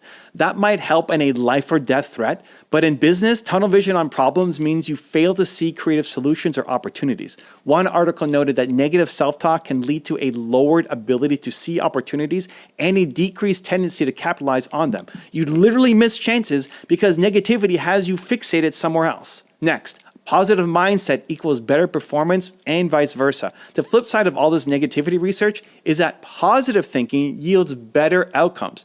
In one study with athletes, researchers found that positive self-talk was the greatest predictor of success among various mental strategies. Athletes who talked themselves up performed better. Those who were negative or doubted themselves underperformed. This idea extends beyond sports. If you believe you can do something and you encourage yourself, you're far more likely to persevere until you achieve it. If you doubt and disparage yourself, you're more likely to falter. In entrepreneurship, having that optimistic mindset can be the edge that keeps you going through the tough times. In fact, research has revealed that optimistic people tend to achieve more and be happier than pessimists. Why? Because when optimists hit an obstacle, they expect a solution and actively look for one, whereas pessimists assume defeat. So optimism fuels problem solving and persistence. Next, workplace negativity hurts productivity. We touched on this before, but to put a number to it, a study in the Journal of Applied Psychology found that employees who chronically voice negativity, they're always pointing out problems without any balance, became mentally fatigued and eventually their own work suffered. They even became less cooperative and more likely to engage in bad workplace behaviors. So if you or your team are stuck in a negative mindset, realize it's likely dragging down output in a very real way. Now, on the flip side, a positive, engaged mindset correlates with higher productivity and better work quality. That's a lot of science to basically say negativity messes you up and positivity lifts you up. Sometimes we need to hear the hard data to believe these soft concepts, but the data is clear. You are far better psychologically, physically, and performance-wise when you minimize negative influence and cultivate positive ones. So now that we know the dangers, the next step is doing something about it. Let's move from why you need to avoid negativity to how you can actually do it in your day-to-day life as an entrepreneur. How to spot negative influences, internal and external. Before you can remove negativity, you have to recognize it. It's not always obvious because negativity can be sneaky and come from places that you wouldn't expect. Here are some of the telltale signs of negative influences around you and within you. Let's start with chronic critics. These are the people in your life who always find something wrong. They rarely, if ever, give praise or encouragement. When you share good news, they temper it with but. For example, you say you landed a new client. They respond, well, hope you can keep them happy. A lot of businesses lose their first clients. These might be colleagues, friends, even family members. If every interaction leaves you feeling deflated, that's a sign of a negative influence. Next are the people I call dream smashers, those who dismiss or ridicule your goals. You mention your ambitious startup idea and they roll their eyes or say, sounds risky, I wouldn't get my hopes up. They might frame it as joking or just being honest, but if the pattern is that they never believe in your ideas, they're injecting negativity. Sometimes these people have good intentions. Maybe they think that they are somehow protecting you from failure, but the effect is the same. Next are the energy vampires. Pay attention to how you feel after spending time with someone or consuming certain content. If you consistently walk away from a conversation with Bob feeling exhausted, discouraged, or doubting yourself, Bob's presence is a negative influence. If reading the news or scrolling through social media every morning leaves you anxious or hopeless, that's a negative influence on your mindset. Anyone or anything that regularly drains your emotional energy and leaves you worse off has negative influence written all over it. Next is your own self-talk. Yes, we can be our own biggest negative influencer. Watch for those internal statements you tell yourself, especially when facing challenges. Do you say things like, I can't do this, I'm not cut out for this, it's doomed to fail? Almost as a reflex, that's negative self-talk. Other common negative thought patterns include catastrophizing, so immediately assuming the worst outcome, blaming yourself for every problem, or all or nothing thinking. If this deal falls through, I'm a complete failure at everything. Learn to spot these thoughts. One trick is to ask, would I talk to my best friend this way if they were in this situation? If not, then why are you saying it to yourself? Next is media and content diet. Think about what you read, what you watch, and listen to. Is your feed full of doom and gloom news 24/7? Do you follow influencers who rant and complain or mock others constantly? That counts as a negative influence. For example, it's known that news outlets often highlight bad news because it grabs attention. Remember that negativity bias we talked about? But overdosing on negative news can skew your perception of reality and mood. Similarly, even entertainment that's overly negative or cynical can subtly affect you. This doesn't mean that you only ever watch feel-good stuff, but be mindful if your daily media consumption is 90% negativity. That will seep into your subconscious. Next is environmental cues. Your environment includes your physical and social cues. Is your workspace inspiring and depressing? A cluttered, dark, chaotic space can actually influence mood negatively. And socially, do the people around you engage in positive activities, or are they often doing destructive things? For example, the culture in some peer groups might be to constantly gossip or complain about work. Being in that environment normalizes negativity. Once you start identifying these negative influences, you might be surprised and a bit alarmed at how many there are. Don't get discouraged. Everyone has some. The point is to become aware. You can't fix what you don't notice. And a quick note, noticing negativity doesn't mean you have to judge or hate those people or yourself. Just observe. Be like a detective gathering clues. This conversation made me doubt myself. That's a negative influence. This thought I had is not constructive. That's a negative influence. This subreddit always makes me feel angry. That's a negative influence. Tag them in your mind. With that awareness, you're ready for the next step, removing or reducing these negative influences. How to remove or reduce negative influences. All right, we've spotted the culprits, right? Now, how do we deal with them? Here are practical steps to remove or at least minimize the impact of negativity in your life. Step number 1, set boundaries with negative people. You may not be able to completely cut certain people out, and you might not want to if they're otherwise important to you, but you can set boundaries. Limit the time you spend with chronic negative people, especially when it comes to discussing your goals and your dreams. It's okay to politely redirect conversations or say, I appreciate your concern, but I've got this, when someone keeps doubting you. In some cases, you might have to have a direct but respectful conversation, like, I really value your support. It would mean a lot if you could be more encouraging about this because the constant doubts are making it harder for me. If they care about you, they might not even realize they are being so negative and they'll adjust. If they don't, well, then you know to keep them at arm's length on this topic. Number 2, social pruning. Take a hard look at your broader social circle and influences. Are there friendships that consistently bring you down? Sometimes as you grow, you outgrow people. It might be time to spend less time with your friends who only want to complain about how life is unfair, but never want to improve it. Jim Rohn famously said, you are the average of the 5 people you spend the most time with. If you want to be positive, successful, and proactive, but you're surrounded by 5 negative, cynical, do-nothing people, guess what you're likely to become? It's harsh, but it's true. Research even shows we're more affected by our social environment than we realize. So prune the toxic relationships. This might mean distancing yourself or in extreme cases, ending a friendship. It's not easy, but remember, your future is at stake. Surround yourself with people who believe in you, not people who bring you down. Number 3, negativity detox in the media. Try a 7-day negativity fast from media. Seriously, for 1 week or even 1 day to start. Deliberately avoid news and media that drag you into a negative mindset. Instead of watching the news first thing in the morning with its latest crisis or scandal, maybe read an inspiring biography or watch a motivational video like these. Unfollow social media accounts that are toxic or that constantly criticize others. Replace them with accounts that share knowledge, optimism, or at least balance your views. Curate your YouTube or your podcast feed to serve you uplifting, informative content rather than rage bait.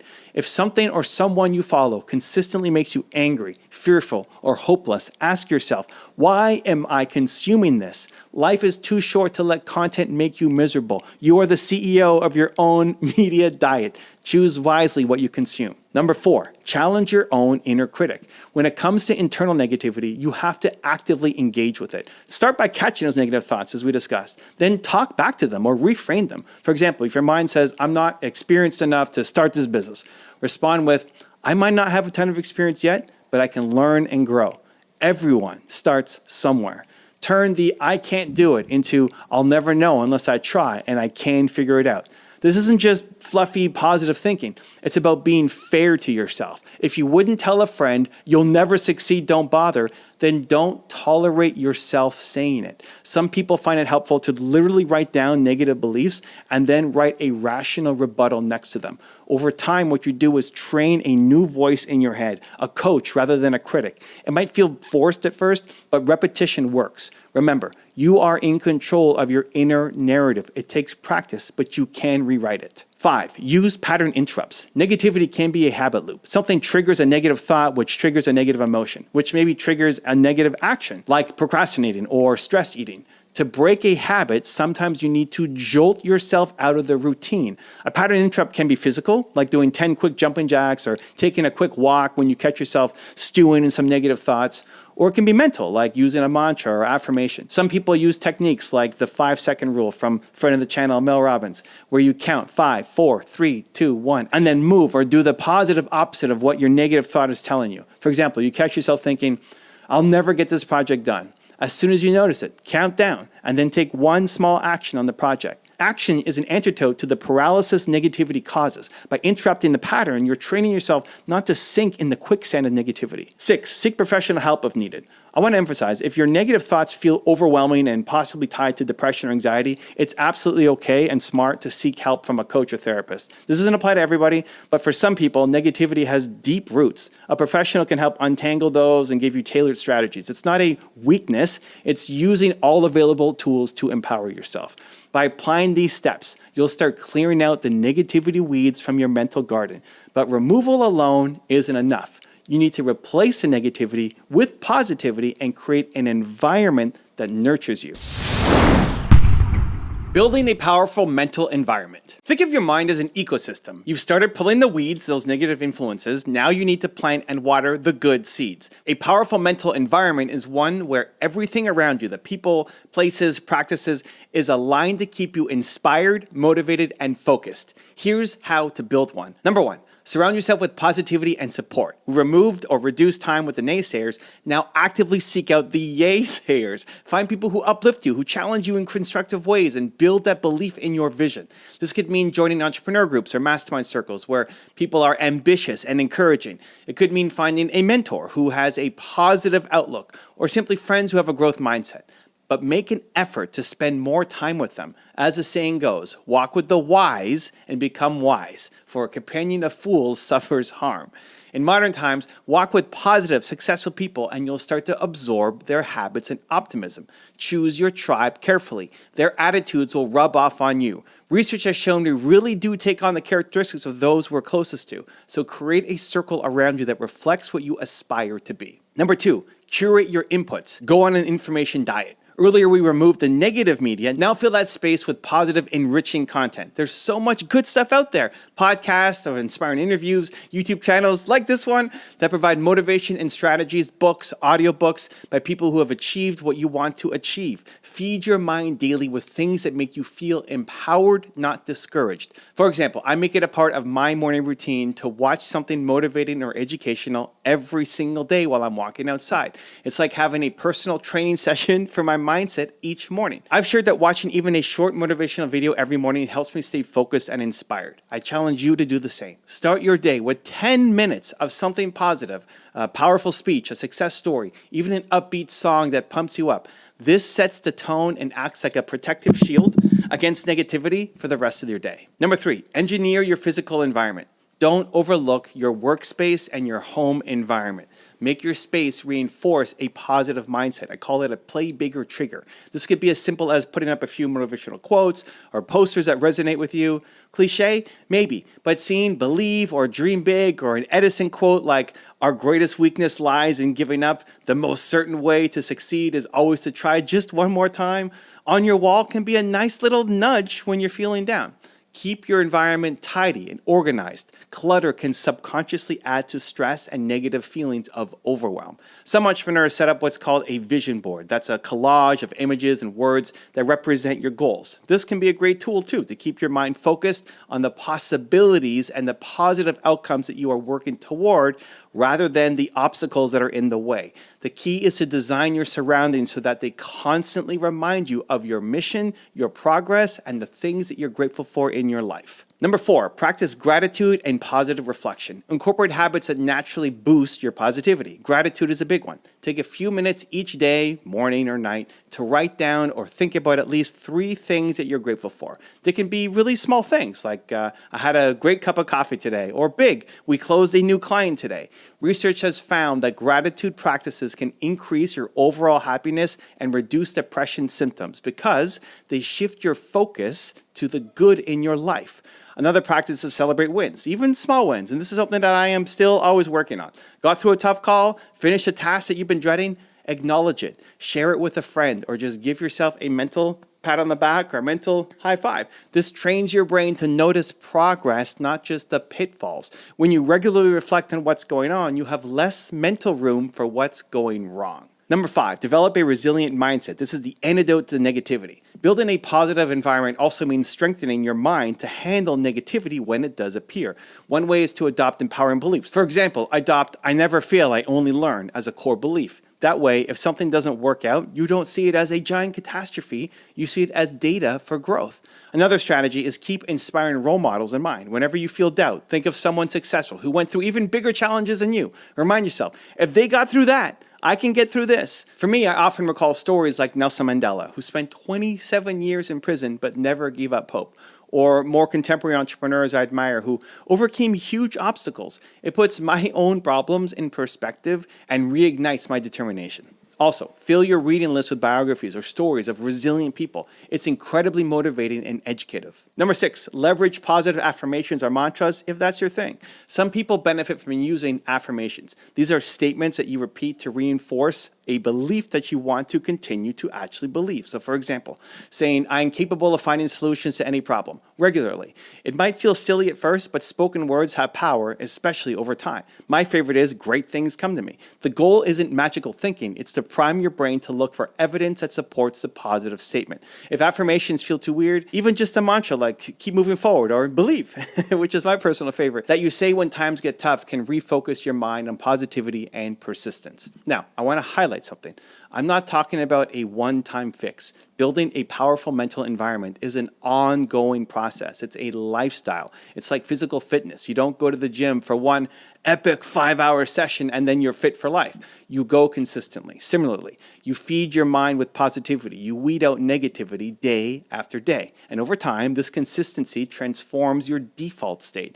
You become that naturally optimistic, proactive person that others marvel at, the one who seems immune to negativity. It's not that negative things don't happen to you, it's that you've built an environment and mindset that doesn't let the negativity take root. To give you extra inspiration, let's look at some real-world examples of successful entrepreneurs and leaders who mastered their environment and ignored negativity on their path to success.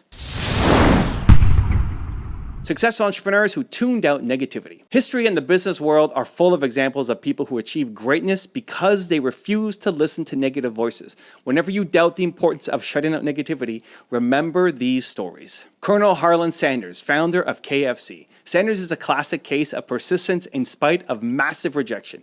He famously had his fried chicken recipe rejected 1,009 times before he found a taker. Think about that. Over 1,000 people told him no, get lost, when he tried to franchise his chicken. That's 1,000 instances of potential negativity and discouragement. Most would have quit after a dozen rejections or less. If Sanders had listened to all those no's, if he believed the naysayers who didn't see value in his idea, we wouldn't have KFC today. But he didn't listen. He kept going until he got a yes. He had over 1,000 rejections, yet he didn't quit. And by age 74, after decades of struggle, he had built an empire of restaurants and a globally recognized brand. The next time someone tells you your idea is bad or no one's interested, remember, Colonel Sanders, a negative response is just one opinion. It's not the final verdict. Only you decide when your story ends. Oprah Winfrey. Today, Oprah is one of the most influential media personalities of all time, but early in her career, she faced harsh negativity. In fact, a Baltimore TV producer flat out told her that she was unfit for television news and fired from her job as an evening news reporter. Imagine being told that you're not cut out for your dream job. Talk about negative feedback. That could have broken many people's confidence permanently. Oprah herself said that at the time it was devastating, but she didn't let that one opinion define her. She famously credits that firing as the best thing that happened to her career because it led her to refocus on talk shows, which was her true forte. Oprah kept believing in her ability to connect with audiences. She turned the negativity, which was being labeled unfit for TV, into fuel to prove them wrong. Eventually, she launched The Oprah Winfrey Show, which ran for 25 years and made her a billionaire media mogul. The producer who doubted her, he became just a footnote in her biography. Oprah's story teaches us, no one gets to tell you what you're capable of. Don't internalize others' limitations. If she had listened and said, well, I guess I'm not meant for TV, she'd have vanished from the industry. Instead, she decided what she was meant for, and so can you. Walt Disney. Walt Disney was fired by a newspaper editor early in his career with the criticism that he lacked creativity. Oh, the irony. He also had multiple failed businesses. At one point, he was so broke, he was eating dog food to survive. Can you imagine the negative voices he must have heard? You're not creative, your ideas are too risky, give up on this cartoon foolishness. Fast forward, Walt Disney went on to create an empire of creativity, animation, theme parks, stories that have delighted the world. If Disney had believed the negative judgments of those early bosses and critics, we'd have none of that magic today. He's a testament to believing in your vision when others don't. In fact, Disney once said, if you can dream it, you can do it. That mindset of possibility is what kept him going despite all the negativity around him.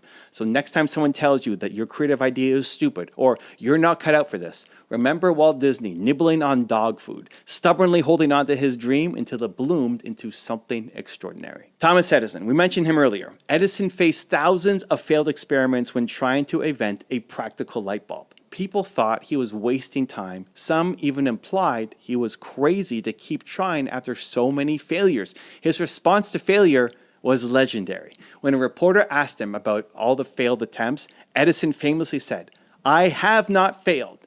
I've just found 10,000 ways that won't work." That quote embodies an anti-negativity mindset. There's no self-blame. No, maybe the haters are right and I should quit. Instead, he reframed failure as feedback. Importantly, Edison had a supportive environment. He had investors and a team that believed in his mission. They weren't ridiculing him for failures. They were working with him towards success. And he had an unshakable belief in the end goal. This combination of refusing to see failure as defeat and surrounding himself with those who shared his vision allowed Edison to persevere when others might have given up. His invention changed the world. The lesson, every failed attempt or negative outcome is just data, not a verdict on you. Keep going, adjust, and keep believing. Sarah Blakely, founder of Spanx. As a more modern example, Sarah Blakely started Spanx with $5,000 and an idea for footless pantyhose. She was selling fax machines door to door while developing her product. She faced plenty of skepticism. Manufacturers, all who were men at the time, thought her idea was weird and turned her down. Friends didn't get it, and so on. She recalls people often pointing out the negatives, how hard the garment industry is to break into, how nobody had done what she was trying to do before, but she didn't let those doubts kill her idea. One interesting thing Sarah mentions is that her father encouraged her to celebrate failure in her childhood. At the dinner table, he'd always ask, "What did you fail at today?" and high-five her for trying. That taught her not to fear failure or negative outcomes. So by the time she was building Spanx, she saw rejection as no big deal, maybe even a step towards success. She persisted, found one mill owner who was willing to make her product, and today she's a billionaire. Spanx is a hugely successful brand. By tuning out the negativity and reframing failure, Sarah built her powerful mental environment of resilience. We can all do that too. Don't let the fear of criticism stop you. Treat them as part of your journey. These examples go on and on. Jack Ma, who was the founder of Alibaba, was rejected from dozens of jobs. Even KFC wouldn't hire him and faced people laughing at his vision of an online marketplace. Now Alibaba is massive. Elon Musk was told repeatedly that his ideas for electric cars and reusable rockets were impossible or sure to fail. He was even ousted from PayPal in a brutal way. Yet he tuned it out and kept pushing, and now look at Tesla and SpaceX. J.K. Rowling was rejected by 12 publishers and was on government assistance battling depression. If she had listened to the voice saying, "No one wants your book," we wouldn't have Harry Potter today. Instead, she clung to the belief in her story, and eventually a publisher took a chance. The rest is history. Our pattern here is clear. Every successful person had plenty of chances to succumb to negativity. Many heard, "It won't work," or "You're not good enough," or "No." What separated those that succeeded is not that they never heard negativity, but that they did not accept it as the final truth. They believed in themselves or their vision when it mattered most. They surrounded themselves, consciously or unconsciously, with supporters and pushed out the doubters. They all had that resilience to keep going, which comes from a mindset that refuses to be poisoned by negativity. So let these stories inspire you. Whenever you face negativity, big or small, remember, you're in good company. Use it as motivation. Prove the negative voices wrong. Nothing shuts up a critic more eloquently than your success. Here is my belief framework. I want to share a bit of my own framework that ties everything we've discussed into one idea. My one-word personal motto and the foundation of my brand is belief.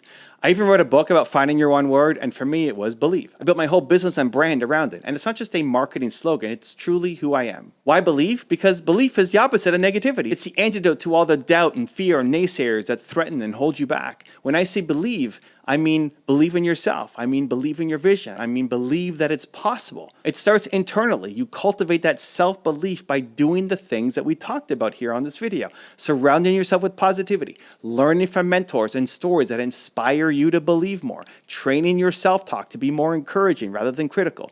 Every morning, I remind myself to believe. That's why I consume motivational content daily to reinforce that belief. I often have to protect that belief by shutting out negativity. I've had to make tough calls like removing people from my team who were not aligned with our positive culture. I've pushed those out who brought too much negativity because it can spread like a virus in an organization. As a leader, I see it as my job to keep the environment optimistic and mission focused. Believing doesn't mean ignoring reality. It means refusing to accept that any reality is fixed in stone. It means if reality right now is tough, you believe you can change it with effort and creativity. It means if you lack a skill, you believe that you can learn it. If you face some kind of setback, you believe you can recover from it. Belief fuels action while negativity fuels inaction. One of my favorite things to do is highlight the wisdom of legends and successful people. I've shared tons of top 10 rules from various leaders on this channel. Do you know what almost all their rules have in common? An element of belief and positive mindset. Whether it's Steve Jobs saying, have the courage to follow your heart and intuition. That's the belief in your vision. Or Kanye West saying, believe in yourself to a point of delusion. Or Dwayne "The Rock" Johnson saying, always be the hardest worker in the room, which comes from believing your effort matters. It's there over and over. Successful people choose belief over negativity. They choose action over excuses. They choose growth over staying stuck. And guess what? You can choose it too, every single day. So let's quickly recap what we've learned today on this video. Negativity from others and yourself is a poison. It's worse than any bad advice because it stops you from acting on even the good advice. It nearly made me quit my own venture. It saps your motivation, your confidence, and your clarity. We busted the objections. You can guard against negativity and still be realistic. You can distance negative influences even if they're close to you by setting boundaries. You can change your thought patterns with practice. Next, science all backs us up. Negativity messes with your brain, increases your stress, and reduces your performance, while positivity and optimism tangibly improve your chances of success. You are influenced by your environment more than you know, so you must curate that environment intentionally. Next, we look to spot the negativity, identifying negative people, toxic content, and self-sabotaging thoughts.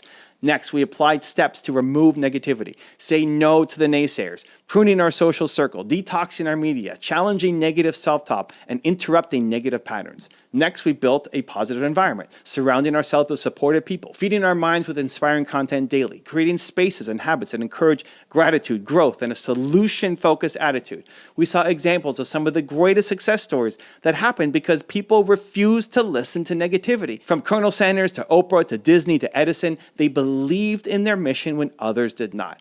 In the end, it all comes down to this. You have a choice. Every day, every moment, you have a choice.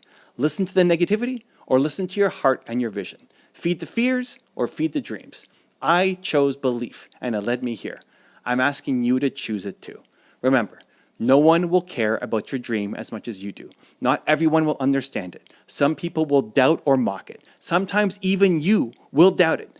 But if you let those negative voices win, you'll be selling yourself short and possibly depriving the world of that something amazing that you could have created or achieved. Negativity is like cancer for entrepreneurs.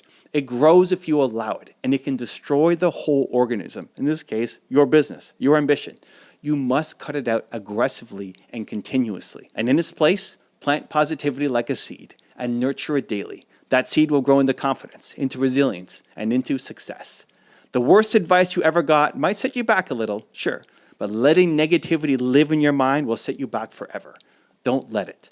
Choose to believe instead. Protect that belief like a flame that you shelter from the wind. Feed it with all the fuel you can. Great people, great books, great habits, until it becomes a raging fire of purpose and passion that no wind can extinguish. You've got this. I believe in you. Now it's time for you to believe in yourself and take action.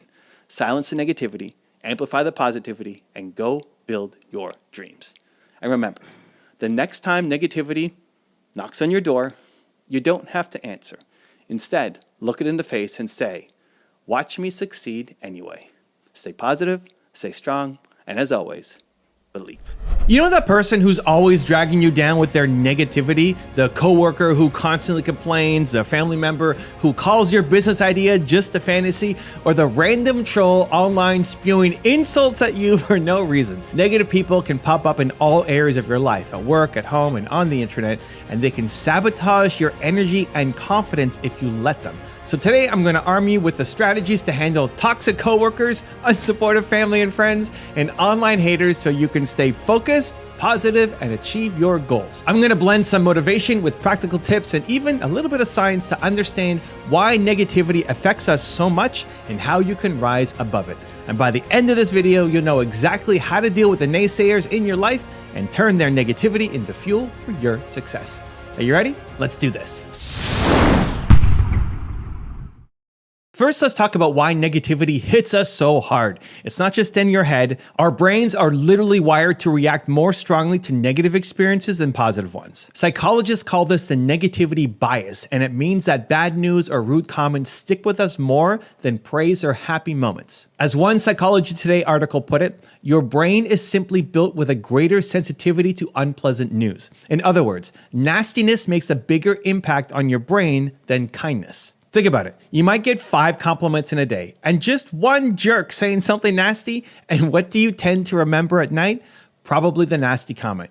It's not because you're weak, it's because the negative stuff lights up our brains more. So why do we have this bias? Scientists believe it's an evolutionary survival mechanism. Paying more attention to threats kept our ancestors alive. But in modern life, it can backfire by making one negative person or comment outweigh all the positive ones. Have you ever had a great day ruined because someone snapped at you?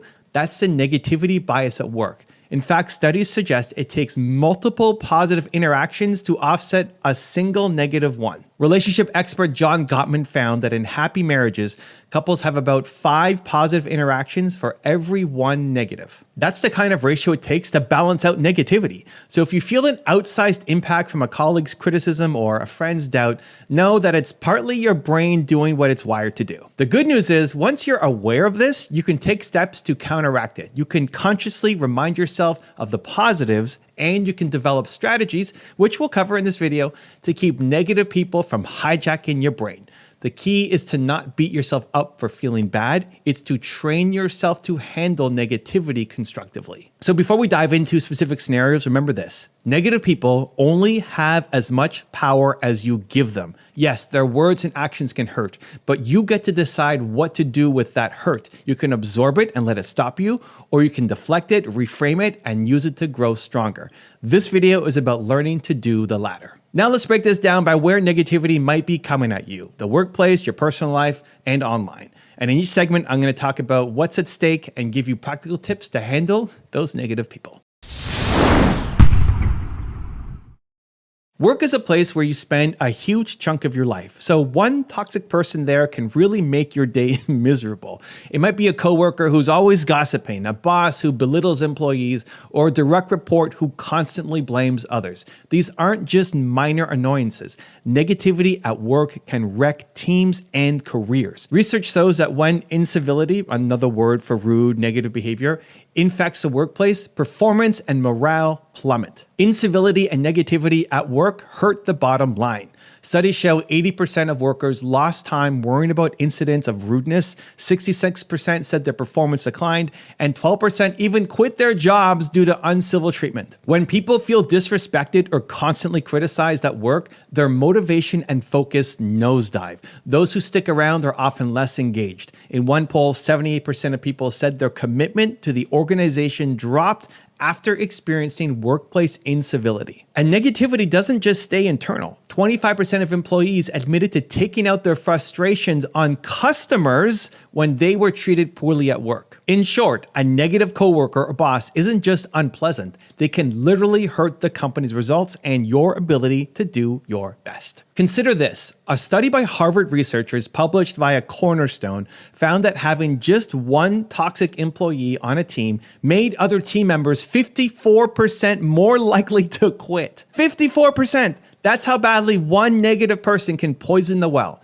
The same study noted that hiring a toxic worker comes with significantly higher costs, up to 3 times more in hiring expenses because good people leave and need to be replaced. The bottom line is toxic people drag everyone down, and it's in your interest to handle the situation before it derails you or your team. So how do you handle a negative person at work? Here are some practical strategies. Let's start with this. Don't sink to their level. As tempting as it is to snap back when a coworker is rude or constantly negative, keep your professionalism and composure. If they're gossiping or complaining, don't feed the gossip mill by joining in. Maintain the standard of behavior you expect. Often toxic individuals are looking to provoke or get a reaction. Don't give them that satisfaction. Stay calm and respond, or choose not to respond in a way you'll be proud of later. Remember, you control your actions, not them. Next, set boundaries. You can't always avoid a coworker if you have to work with them, but you can set limits on how much influence they have on you. If you have a colleague who always wants to have a gripe fest, politely limit the time you spend in those conversations. For example, keep interactions task-focused. You might say, I understand you have concerns. Let's figure out a solution, and try to steer the conversation back to work rather than an endless venting session. If it's a boss or superior who's negative or even abusive, boundaries can be trickier, but you still have options. Limit one-on-one interactions to what's necessary. Keep records of any truly inappropriate behavior in case you need to report it to HR. And remind yourself that you are not the insults they fling at you. Mentally draw a line. Their negativity stays with them and does not cross into your sense of self-worth. Next, don't take it personally. This is crucial. Negative people often act out due to their own issues, their stress, insecurity, or things happening in their personal life, and it may have little to do with you. That doesn't excuse bad behavior, but it means you should try not to internalize their comments. If your boss snaps, this work is garbage, don't let it translate in your head to, I am garbage. Instead, evaluate objectively. Is there any useful feedback in the harsh words? If yes, extract it. For example, maybe the work needs improvement, and ignore the nasty tone. If not, decide that this is more about them, their bad mood, their poor management skills, than it is about you. Remind yourself of your strengths and successes. Sometimes I literally tell clients to imagine a mental shield. Let the negative remarks hit the shield and bounce off instead of piercing into your heart. Next, seek positive allies and role models. One of the best antidotes to a negative colleague is to surround yourself with positive or growth-minded people at work. Is there that one coworker who always has a constructive attitude or a mentor who uplifts you? Spend more time with them. Their positivity will help offset the negative vibes. It also helps to study leaders or colleagues who handle negativity well. Maybe there's a senior person who always seems to stay cool under criticism. Observe how they do it. You can even ask them for advice. Often they'll share how they keep positive. For example, they might say, I focus on what I can control, or I remember why I love my job, and one person can't take that away from me. Learning from these role models can boost your resilience. Next, address it or escalate when necessary. Not every negative person can be coached, but sometimes a candid, respectful conversation can help if the person is simply unaware of their impact. For instance, if a teammate constantly shoots down ideas in meetings with negativity, you might pull them aside and say, hey, I notice in meetings that when I or others propose something, you often point out problems. I appreciate that you're looking out for the issues, but we could also use your help brainstorming solutions. Is there something about these ideas that concerns you specifically? I'd love to understand this. This kind of dialogue might make them aware of their tone. They might not even realize how negative they've become. However, if someone is truly toxic, for example, harassment, bullying, discrimination, then don't hesitate to involve HR or higher management. Companies have a responsibility to maintain a safe work environment. It might feel scary to speak up, but remember that letting a toxic situation fester helps no one. Often others are feeling the same pain, and by reporting serious issues professionally, you could spur positive change. In one study, 12% of people said they quit their job because of uncivil treatment at work. So if you've tried everything and the environment is still unbearable, it may be time to consider removing yourself from that environment. No job is worth your mental health in the long run. One more quick thing on workplace negativity. Focus on your work and your goals. Negative coworkers can be a huge distraction. They can lure you into negativity too. But if you keep your eyes on why you're there, to advance your career, to serve your clients, to learn and earn, their comments start to fade into the background. Which leads me to the next area. Dealing with doubters in your personal life, like friends and family, where proving them wrong can be a bit more complicated emotionally. Sometimes the people who hurt us with negativity the most are the ones we thought would always be in our corner. It's a painful truth that friends and family might not support your dreams. So if you're an entrepreneur or doing something unconventional, this is especially common. You quit your stable job to start a business, and suddenly your parents are freaking out, your siblings are making snide remarks, or your friends are doubting your every move. How do you handle negativity when it comes from the people that you love? First, recognize that you are not alone. Many entrepreneurs and changemakers have walked this road. It's so common that entire articles and forums are devoted to how to deal with unsupportive family. Often family and friends doubt your vision, not because they hate you, probably, but because they don't understand it. They may be coming from a place of fear. They worry you'll fail, lose money, or get hurt. They might even think they're helping by urging you to play it safe. As one writer put it in Entrepreneur Magazine, friends and family don't pay your bills, and people who don't share your career ambition or background simply may not understand what you're doing. That's a big insight. They may love you, but if they've never walked the entrepreneurial path, they just don't get it. Maybe they've only ever had the 9-to-5 life. So to them, your startup looks insanely risky. Why can't you be normal and stick with a steady job? You might hear something like that. A lot of us have. As another article noted, people who grew up living off a steady paycheck often find it hard to support someone chasing a business idea, even if they mean well. Understanding why they're negative can help soften the sting. It doesn't mean their negativity is okay, but it means you can choose how to react without anger or despair.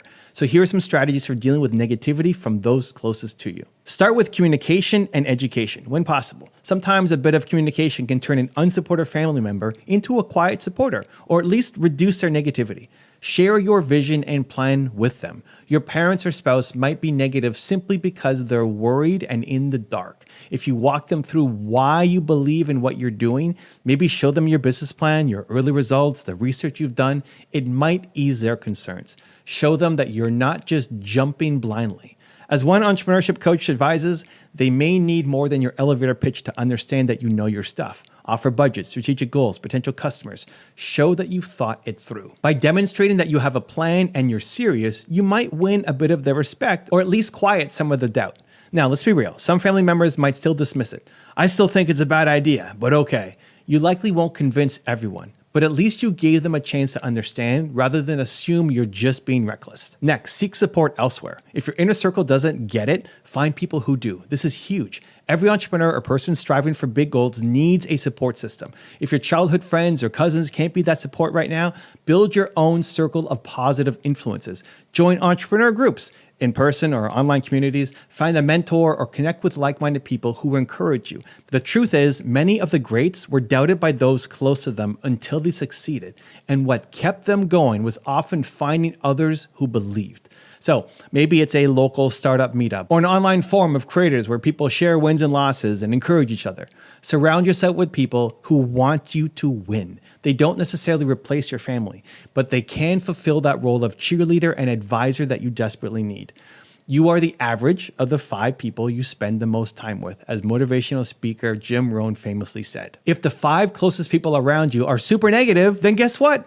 It's going to be extremely hard to maintain your optimism and drive. But if you can bring in even a couple of new voices into that circle, say a fellow entrepreneur who's a positive go-getter or a coach who pushes you forward, it will raise your average. It will keep you motivated when your cousin or neighbor is telling you that you're crazy. So find your tribe of believers. Next, limit your exposure to negativity. This is a tough one, but necessary. Set boundaries with naysayers, even if they are dear to you. That could mean limiting how often you talk to a particularly negative friend during the vulnerable early stages of your venture. Or it might mean steering conversations away from the hot button topics. For example, if you know your uncle will ask about your business just to scoff at it, you can politely deflect. It's going along, thanks. Hey, how was your trip recently? You're not obliged to subject yourself to a grilling session every time. In some cases, you might have to have a direct but respectful conversation. I know you have doubts about this. I appreciate your concern, but I'd like to ask that we not discuss my business for a while because I need to focus and stay positive. I hope you can understand. You might be surprised. Some family members will actually respect that honestly. Others might roll their eyes, but at least you've drawn a line. You deserve to protect your mental space. Don't let someone's constant doubts rent space in your head. As a quote attributed to Robert II says, don't let negative and toxic people rent space in your head. Raise the rent and kick them out. In practice, that means consciously reducing the weight of their opinions on your psyche. You don't necessarily kick your family out of your life, though in extreme cases of toxicity, some people do choose to cut ties.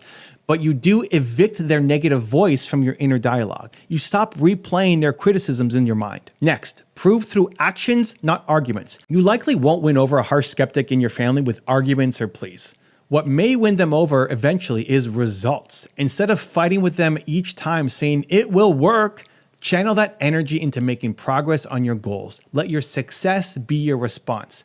Every time you achieve a little milestone, you'll gain confidence and they might take notice or not, but by then you might not even care. There's a famous saying, the best revenge is massive success. Frank Sinatra said that, and it holds true. Now, you're not succeeding to spite them. Don't make it all about them. Keep it about you.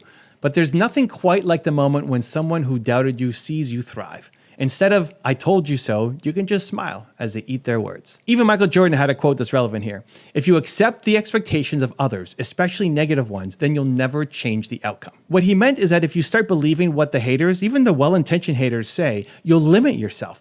Don't accept their expectations. Believe in your own vision, then go out and make it happen. Over time, the same family members who said, it'll never work, might come around to say, wow, I'm proud of what you did. It happens. But even if they don't, you'll be so busy living your dream that it won't matter. Next, remember that it's their issue, not yours. This is part mindset and part heart set. You have to internalize that when a friend says something negative like, why are you even trying this? It's so hard. It often reflects their limitations, not yours. Maybe they can't imagine stepping out of their comfort zone, so they project that onto you. Maybe they had a failure and are afraid for you. It's kind of like when someone says, I wouldn't do it if I were you. What they really mean is they wouldn't do it because they don't have your vision or courage, and that's okay. You're different. Remind yourself, they don't see what I see. You can even politely say to them that, I know you don't see this working out, but I have to follow what I see and feel. I hope you'll respect that. Over time, if you stay true to yourself, many of those negative voices will quiet down. Some might never offer support, and that's on them. As the saying goes, friends and family might not get your vision, but they'll get used to it when they see you living it. Focus on earning results, not approval. Your job is not to convince them. Your job is to become the best version of you with or without their cheerleading. One more tip here. Keep your positivity toolbox full. Dealing with negativity from loved ones can be emotionally draining, so counterbalance it with things that keep you inspired. Read biographies or watch interviews of entrepreneurs who were doubted and still succeeded. There are plenty. For example, the early days of where everyone thought it was crazy. You'll find so many stories like that, and on this channel too.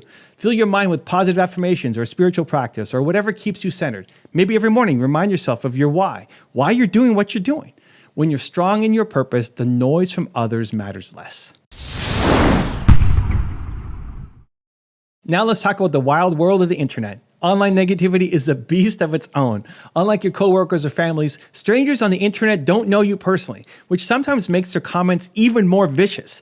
They'll attack anything, your work, your looks, your intelligence, or just spread random hate because they're bored or unhappy in their own lives. If you are putting yourself out there, and as entrepreneurs, this is something that you have to do through social media, YouTube, etc., you will encounter online haters. It's practically a guarantee. So how do you handle negative people that you can't even see? First, let's have some perspective. Online negativity is incredibly common. You might feel singled out when you get a hateful comment, but trust me, it's a widespread issue. According to Pew Research, around 41% of Americans have personally experienced some form of online harassment. That's 4 in 10 people. And 75% of people who were harassed said their most recent incident happened on social media, which tells you the comment section and social feeds are where a lot of ugliness happens. It ranges from mild name calling to severe threats. In fact, Pew's study found that while overall harassment levels stayed similar in recent years, the severe forms, the stalking, the threats, the sustained harassments have risen to 25% of people experiencing it. So if you're dealing with nasty YouTube comments or Twitter trolls, you're not alone. And in a twisted way, that can be comforting. It's not really about you. It's a broader phenomenon of how people behave online. Why is the internet so negative? Psychologists talk about the online disinhibition effect. Basically, anonymity makes some people go nasty because there are no immediate consequences. They're behind a screen, feeling powerful or at least safe to vent their own anger. Often these haters are just unhappy individuals. There's a saying, happy, successful people don't go around tearing others down. Trolls usually troll because they are dealing with issues, whether it's jealousy, a need for attention, or just boredom. It helps to remind yourself of this when you see a cruel comment directed at you. Now, knowing that it's common doesn't make it fun to deal with. Negative comments can still hurt. They can make you feel anxious or knock your self-confidence, especially if you read them on a bad day or they hit a nerve. Actually, research has shown that reading negative comments can directly worsen your mood and even your mental health. For example, one article noted that reading negative comments online has the effect of making you feel more negative. If you wake up and first thing start to read negative comments online, you'll end up starting your day feeling negative. No kidding, right? We've all been there. Scrolling through a feed in the morning and seeing some dumpster fire of negativity, it just sours your mood. And if you get hooked on engaging with negative comments, it can lead to symptoms of depression or anxiety. I mentioned this so you take it seriously. Online hate can affect your mental well-being if you're not careful. It's not just words on the screen. Your brain can take it very personally because, as we discussed before, negativity bias and also because our online lives are intertwined with our real lives. All right, so how do we handle these online negative people? Here's your game plan. Number 1, don't feed the trolls. This is the golden rule of the internet. Trolls are those people who post these inflammatory, hateful things to get a rise out of you. They want your attention. The more you argue or fight back in the comments, the more fuel you are giving them. In most cases, the best response is no response. If someone leaves a comment like, "You're stupid and your business is gonna fail," getting into a flame war is unlikely to change their mind or help you. It will just drain your energy and possibly attract even more trolls because they smell the drama and they come running. Silence, delete, block, move on. That's often the smartest move. Now, there's a difference between a troll and a legitimate critic. We'll get to constructive feedback in a moment. But pure haters don't deserve your time. You might worry, won't deleting or ignoring make me look weak? No, it makes you look focused. You have bigger things to do than argue with some anonymous avatar. In many platforms, blocking malicious users is a great tool. It's like instant peace. They lose access to you and you to them. Next, consider the source. One thing I like to remind myself of is a concept by Brene Brown. She's a famous researcher, shared that's inspired by Theodore Roosevelt. She said, if you're not in the arena also getting your ass kicked, I'm not interested in your feedback. That means unless the person critiquing you is someone who's also out there striving, creating, putting themselves on the line, their opinion holds no weight. That faceless hater calling you a failure, have they achieved what you're striving for? Are they even trying? Probably not. They're in the cheap seats heckling. Don't take criticism from someone who isn't also doing the work. I apply this ruthlessly for online comments. 10 people might praise your new app, and one says, "This app is garbage. You should quit." Who is this one person? If it's an actual user with a thoughtful reason, then listen, that's good feedback. If it's just a drive-by hater, then check yourself. They haven't built what you've built. They haven't walked in your shoes. Their comment is just noise. Flush it. You can even make a mini mantra. Not in the arena, not listening. And if it's really vile or abusive, report the comment. Most platforms let you report harassment. Use those features to keep your space clean. Next, filter criticism from pure negativity. Not all negative comments are haters. Sometimes you might get valid criticism or feedback that happens to be negative in tone. As an entrepreneur, you don't want to ignore useful feedback just because it stings. In fact, research shows that experienced people actually seek out negative feedback to improve, whereas novices crave only positive feedback. So how do you tell? Look at what the person is saying and how they're saying it. Is there a specific point that could help you do better? Example, I found your product difficult to use because of X. That's negative but useful. Or is it just insults and vagueness like, you suck? Not useful, just pure insult. If it's the former, extract a lesson, thank them, or at least internally note the improvement and disregard the rudeness. If it's the latter, it's not feedback at all, it's just trash. Take out the trash by tossing that comment aside mentally and literally deleting it if it's in your page. Train yourself to not dwell on unhelpful negativity. Think of it this way. Read your comments with one question in mind. Is there something here that will make your content better? If yes, take it. If no, move on. Efficient, no emotional baggage. Next, set healthy digital boundaries. Just as with people in real life, you need boundaries with the internet. This could mean limiting how often you check comments or social media, especially if you're feeling vulnerable. For instance, you might decide you'll only look at comments once in the afternoon, not first thing in the morning or right before bed, times when it can mess up your day or sleep. If negative comments really get to you, it's okay to step away for a bit. Some entrepreneurs delegate social media management to someone else so they don't have to see the worst comments. If that's an option for you, there's no shame in it. Your mental health is precious. Also, curate your feed. Mute or unfollow sources of constant negativity. This includes doom scrolling on news or negative people that you follow. The less junk you consume, the less it can consume you. Next, focus on your supporters. It's funny, we often have many more supporters than haters, but we give outsized attention to the haters. Consciously flip that. Engage more with the positive people online. Reply to those encouraging comments. Build relationships with followers or peers who uplift you. By putting your energy there, you not only feel better, you also dilute the impact of any negative voices. If you have 100 comments and 5 are negative, don't make those 5 more important than the 95 that are positive or constructive. One technique, keep a little love folder or file where you save the best feedback or thank you messages that you get. When negativity gets you down, open that folder and remind yourself of the lives that you have touched or the people who believe in you. It sounds a bit cheesy, but it works because it's evidence against what the haters are saying. Next, take the high road and empathize if you can. This one is more about your internal mindset. Know that anyone lashing out in cruelty is likely dealing with their own pain. It doesn't excuse their behavior, but it does allow you to not take it on yourself. Some successful people even respond with empathy, like, I'm sorry you're going through whatever makes you write something like that. I hope things get better for you. And then they move on. You don't have to respond at all. It's often better not to. But in your mind, you can choose to feel pity rather than hurt. Imagine that kind of day or life someone must be having to spend time hating on strangers. It's sad. When I see a really nasty comment, sometimes I actually think, man, I hope this person finds some happiness. Because happy people don't do this. This shift in perspective can turn your anger or hurt into something closer to indifference or compassion. And that is incredibly freeing. Finally, remember that your net worth is not defined by an online comment count or likes or any of that. It's easy to get sucked into the validation game on social media, which also makes the negative stuff hit harder. Keep grounding yourself in the real world and metrics that matter to you, like your business growth, your personal growth, the clients that you help. One negative comment can feel like the end of the world at 2 a.m. on your phone screen, but zoom out. In the grand scheme, it's one person in the vast online sea. Zoom out and it loses its power. Okay, so we've tackled negativity in 3 arenas, your work, your personal life, and online, with specific tips for each. Now let's talk about a few general principles that apply across the board. So think of this as building your negativity shield. These are the mindset shifts and habits that will protect you no matter where the negativity comes from. So number 1, curate your inner circle. I mentioned that quote from Jim Rohn that says you are the average of the 5 people you spend the most time with. Take that to heart. Audit who gets your time and energy. Proactively seek out positive, inspiring people. This might mean finding new mentors, new friends, or new groups who uplift you. And it definitely means distancing emotionally or physically from chronic negative influences when you can.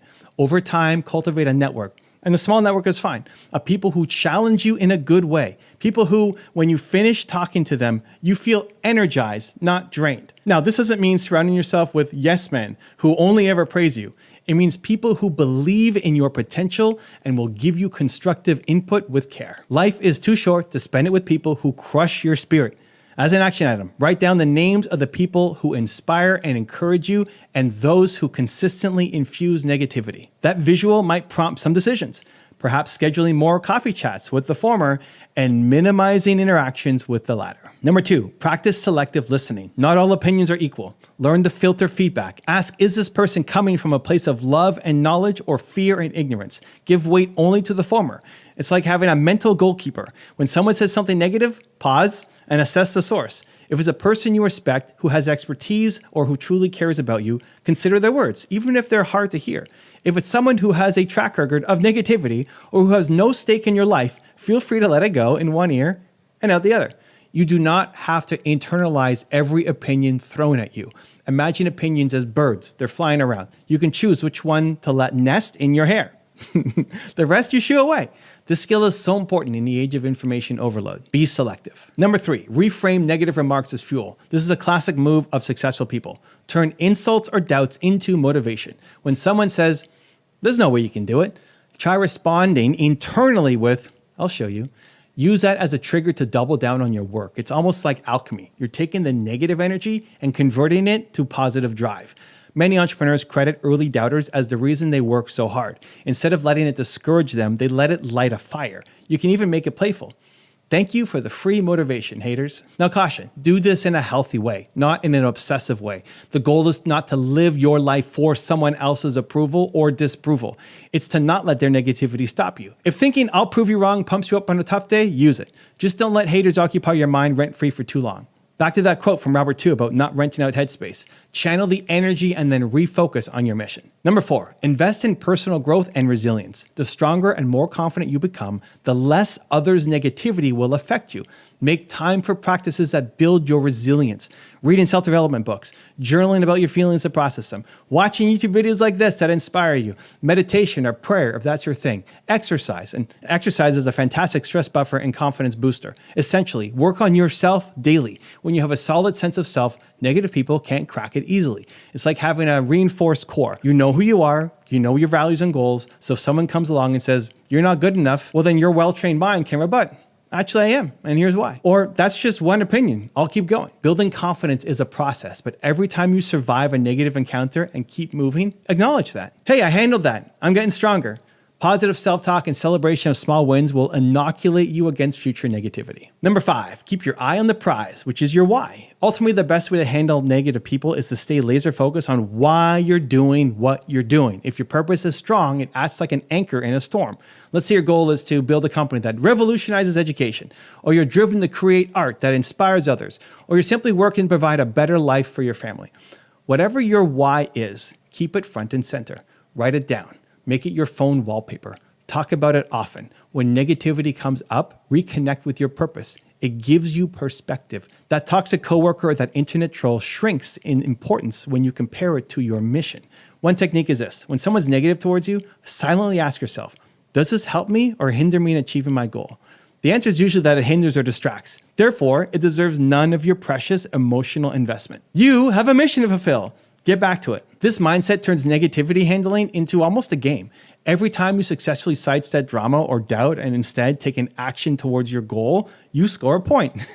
Over time, those points add up to success, while the negative people are left on the sidelines. Let me emphasize this because it's really important. You have the power to choose your response. This is the crux of handling negativity. You often can't control who you encounter. You might end up with a pessimistic team member, or you can't pick your family. And certainly the internet is full of random people, but you can always control your response. Viktor Frankl, a famous psychiatrist and Holocaust survivor, said that between stimulus and response, there is a space, and in that space lies our freedom to choose our response and our growth and our freedom. The negative person's words are the stimulus. Your reaction is your choice. Will you react with anger, despair, defeat, or with resilience, determination, and grace? Take that beat, that space, and choose the response that serves you best. Negative people will always be around, but they do not get to define you or your destiny. In fact, when you learn to handle them, they can almost become a relevant background noise, even a source of motivation. Imagine yourself a year from now. You've cultivated a more positive environment. You've proven to yourself and maybe to some of the doubters that you can overcome obstacles, and you've achieved things that you once thought were impossible. How satisfying will that feel? Keep that vision in your head. So to recap briefly, at work, stand tall, stay professional, and don't let toxic colleagues dim your shine. With unsupportive family or friends, understand their fears, but stay true to your path. Seek out those who uplift you and set boundaries on those who don't. And online, remember, the haters are mostly hiding in basements, figuratively. Don't give away your power to faceless trolls. And everywhere else in life, fortify your mind. Surround yourself with positivity. Focus on your mission and treat negativity as the noise that it is, not the voice of truth. Every successful person you admire has dealt with negativity and pushed past it. Now, it's your turn. You are stronger than the negative people in your life. Prove it through your actions and attitude. The best part is, by handling negativity with grace, you'll inspire others around you to do the same. You become a role model of positivity and strength. Your team will notice. Your family will notice. Your online community will notice. And perhaps even some of those negative people will start to change, influenced by your example. Or they will fade away while you keep rising. Stay focused, stay positive, and keep going after your dreams. Don't let anyone's small mind convince you that your dreams are too big. I want you to remember one thing. The only person who gets to decide how far you'll go is you. Not the haters, not the doubters. Use your negativity as stepping stones, not stumbling blocks. So keep believing in yourself, even when it feels like only you do. Especially then. Protect that belief like a flame in the wind, because it will light your way forward. You've got this. Turn that negativity into the very thing that propels you to new heights. And when in doubt, replay this video to remind yourself of who you are and what you're capable of overcoming. Now get out there, handle those negative people like the boss you are, and show the world what you're made of. Believe. Your life will not move forward 1 inch until you face exactly where you are right now. You can't fix a lie, and you can't improve something you won't admit is broken. It might feel safer to pretend everything's fine, but that is exactly what's keeping you stuck. If you refuse to acknowledge the truth that you're lost or failing or in over your head, you will stay lost. You'll keep spinning in circles, making the same mistakes, and wondering why success isn't happening. Do you want to look back in 5 years and realize you wasted all that time because you were too proud, too scared, or too stubborn to be honest about where you stand? Of course not. So listen, the first step to any transformation is brutal honesty. Even NASA knew it. Apollo 13 didn't radio Houston saying, "Hey, we're fine." No, they said, "Houston, we have a problem." Only by admitting the problem could they scramble to find a solution and bring the crew home. Hiding the issue would have been fatal. In life, it's the same for you. You can't launch to the next level until you say, "This is where I am. This is what's wrong." Let me tell you a quick story. When I was 19, I started my first business, and it was failing hard. I was making no money. I was eating beans for lunch, barely surviving, but I was too embarrassed to tell anyone. I lied to my friends that business was great because I didn't want them to know I was struggling. Looking back, it was stupid. That was my 19-year-old brain. But at the time, my ego couldn't handle admitting that I sucked. The pressure kept building until one day I actually quit on my business partner. I told him, "I'm done," and I walked away. And that night, I hit my rock bottom. I sat there thinking about how much I would regret it for the rest of my life if I gave up completely. And in that moment, I finally faced the truth. I don't know what I'm doing. I need help. I need to change. So the next day I went to my partner's apartment and we got back to work, but differently this time. I swallowed my pride and started studying how Bill Gates built Microsoft, trying to model someone who did know what they were doing. I admitted my way wasn't working and opened myself up to learn. And guess what? That's when we finally started to get results. That painful honesty saved my business. It was one of the worst times of my life because I was working hard with nothing to show and I felt like a loser. But the moment, the very night I admitted where I was and what I lacked, I found a way forward. Now, maybe you're thinking, okay, Evan, but won't focusing on the negative just make me feel worse? What about fake it until you make it and staying positive? And I hear you, and it's a fair concern. You don't want to wallow in what's wrong, but understand admitting where you are isn't negativity. It's actually empowering. You can still believe in yourself and acknowledge that something's not ideal right now. This isn't about beating yourself up and throwing some kind of pity party. It's about freedom, liberation. When you face the facts, you free yourself to change them. Hiding from the truth is not positive thinking. It's being a coward in disguise. You are stronger than that. Think of a doctor with a patient. They have to diagnose the disease before they can treat it, right? Telling the patient, "all good," when cancer is spreading isn't kindness, it's cruelty. You need to be your own doctor now. Diagnose your reality so that you can heal it. Admitting a weakness doesn't make you weaker. It actually shows your strength. It takes guts to say, here's where I'm at. And only the strong and smart are brave enough to do it. So, are you brave enough? Good. So let's do this. Let's talk about why you can't go forward until you admit where you are and how you can actually start doing it now. All right. Take a deep breath because we're about to get practical and real. How do we actually admit where you are and why is this so powerful in moving you forward? First, let's stress why this matters so much. Self-awareness, being brutally honest about your current situation, is the foundation of all growth. In fact, a Cornell University study of 72 executives found that high self-awareness was the strongest predictor of success overall. Not IQ, not fancy degrees, just the courage and honesty to realistically assess themselves. Think about that. The people who rose to the top were the ones willing to say, here's what I'm good at. Here's what I'm bad at. Here's where we really stand right now.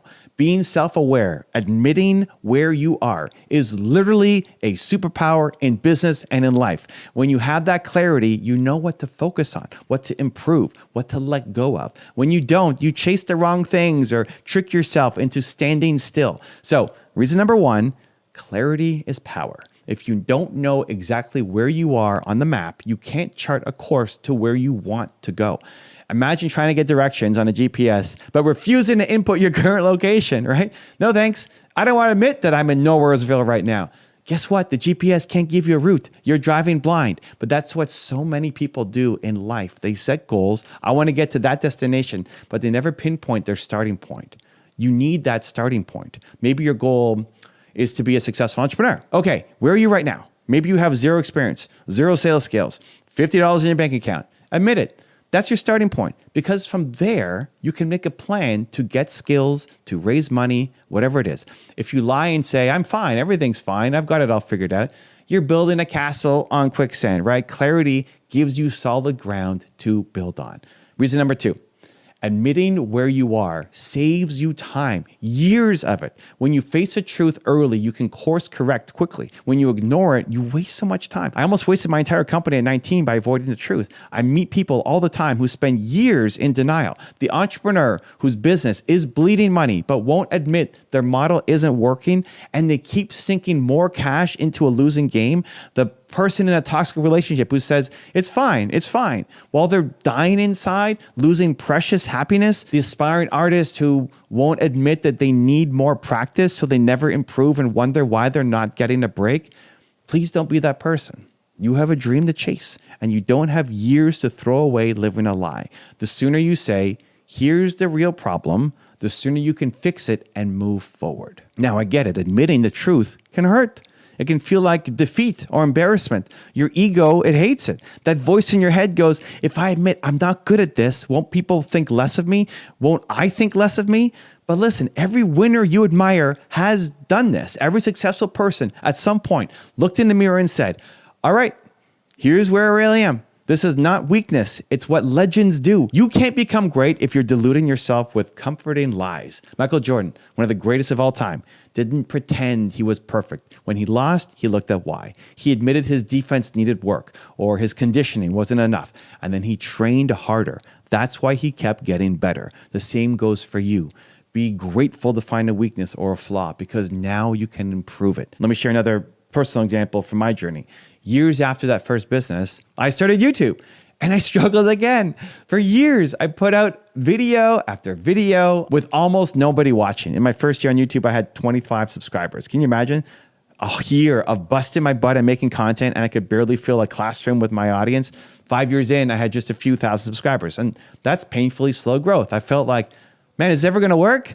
But here's what I did. I admitted I wasn't good enough yet. I didn't say the algorithm's against me or make excuses. I said my videos aren't great yet. I need to get better. I was embarrassed by my own content. I mean it. I couldn't even watch my early videos, my first 350 videos, without cringing. It took me 350 videos before I could watch one back without being embarrassed, and 700 videos before I made something that I actually loved. That's how long it took me to find my groove. And I was honest with myself through it. I knew I wasn't a natural on camera. I knew my content needed work. I knew I was an introvert, and that honesty kept me humble enough to keep learning and hungry enough to keep going. Most people would have quit. Most people would have said after 50 bad videos, well, I guess I'm just not cut out for this. Or worse, some people would delude themselves and say, my content is amazing. The world just doesn't get it. And then stay stuck at 50 views a video forever.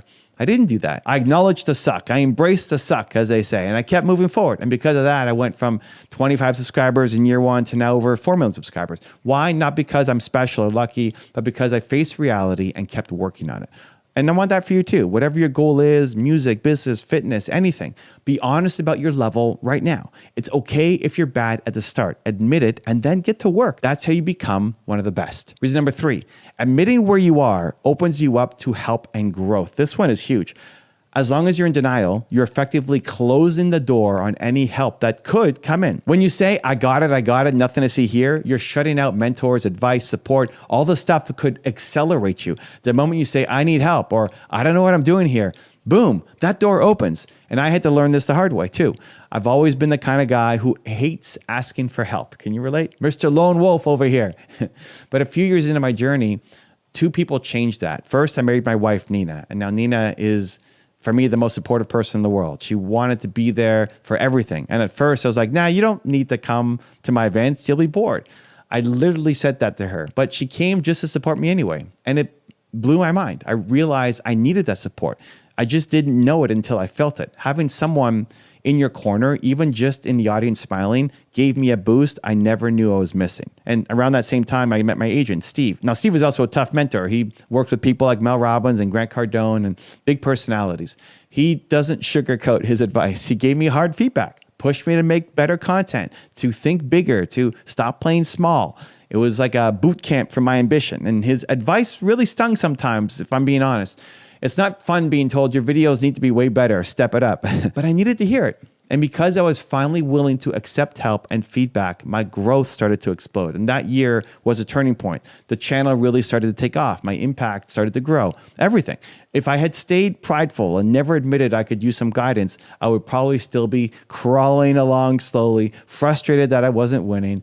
And instead, by opening myself up, by admitting I don't have all the answers, I could actually use some help here, I gained a loving supporter, my wife, and a kick-butt mentor with Steve, who together helped supercharge my success. So who or what are you shutting out by not admitting that you need help? Is it a coach you haven't approached, a friend that you haven't confided in, an online course or group that you've been too proud to take? Drop the ego, get the help. There is zero shame in learning or receiving support. That's how every great person you admire got to where they are. Someone showed them the way once they admitted they needed it. Now, let's bring this home with a powerful mindset shift. There's a concept I love from Jim Collins, who wrote Good to Great, called the Stockdale Paradox. It says you must retain unwavering faith that you will prevail in the end, and at the same time confront the most brutal facts of your current reality.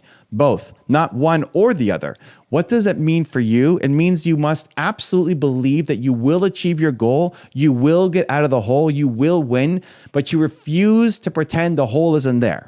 You confront the brutal facts of, I'm in a hole and it's 10 feet deep and the walls are really slippery. You don't sugarcoat it. And because you do that, you can devise a plan to climb out. Meanwhile, you keep the faith that ultimately you will succeed. This is exactly what I'm asking you to do. Believe in your ultimate ability, but be dead honest about where you are right now. The heroes of the world, the ones who survive and thrive, they do all of this. The optimists who stick their head in the sand and just hope without facing reality, they fail.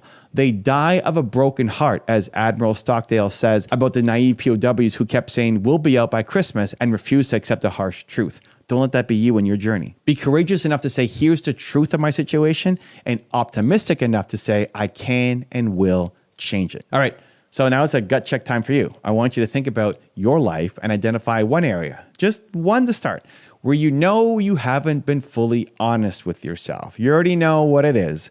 It's that thing that popped in your head as I've been talking. Maybe it's your career, maybe it's your health, maybe it's a relationship, maybe it's a project that you just keep putting off. What are you telling yourself there?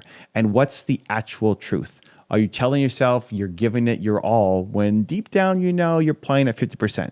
Are you telling yourself everything is fine just to avoid conflict when deep down you know it's not fine? Be real, call it out, write it down if you need to. The truth I need to admit is blank. This is your moment, because once you shine a light on that thing, it loses power over you. You can finally deal with it. If you've been drifting in denial, this right here is the moment you grab the wheel of your life again. No more autopilot, no more hiding. It might feel like a punch to the gut, but it's also a surge of relief and empowerment. Remember, truth is the starting line. It's not the finish line, it's the start. When you admit where you are, you give yourself permission to begin the journey to where you want to be. You stop being stuck in the fake world of shoulda, coulda, woulda, and you step into reality. And only reality can be changed. I promise you. When you do this, you will feel a weight lift off your shoulders. You'll finally see a path forward. It might be a long path. Mine sure was, but at least you'll see it and you'll be moving. And movement, progress, is happiness.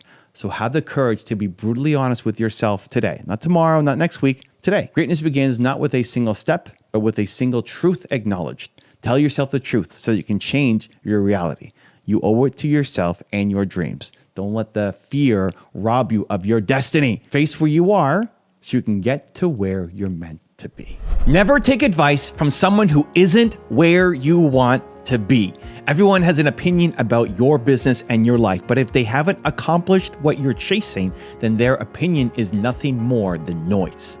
If you keep listening to unproven naysayers, you'll start living their fears instead of your own ambition, and you'll end up as stuck and as small as they are.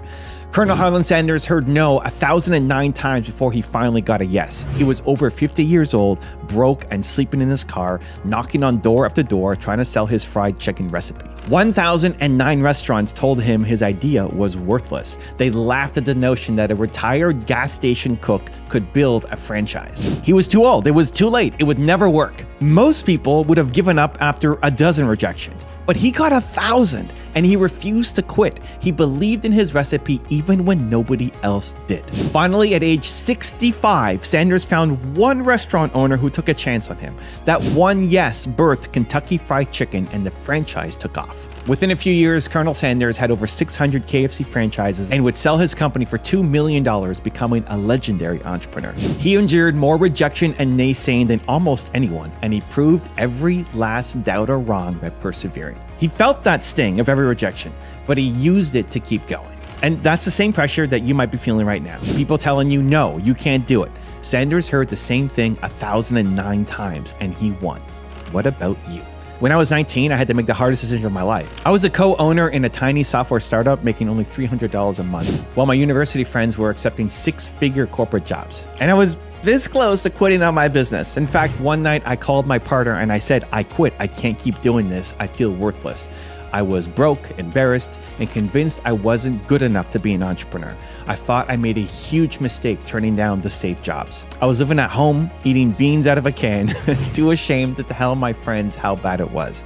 I was afraid I'd never make it. I had hesitation, fear, doubt. I lived it all. But the next morning I woke up and I realized I hadn't truly given it everything. Before I threw my dream away, I had to try one more thing. I asked myself, who has already built a successful software company?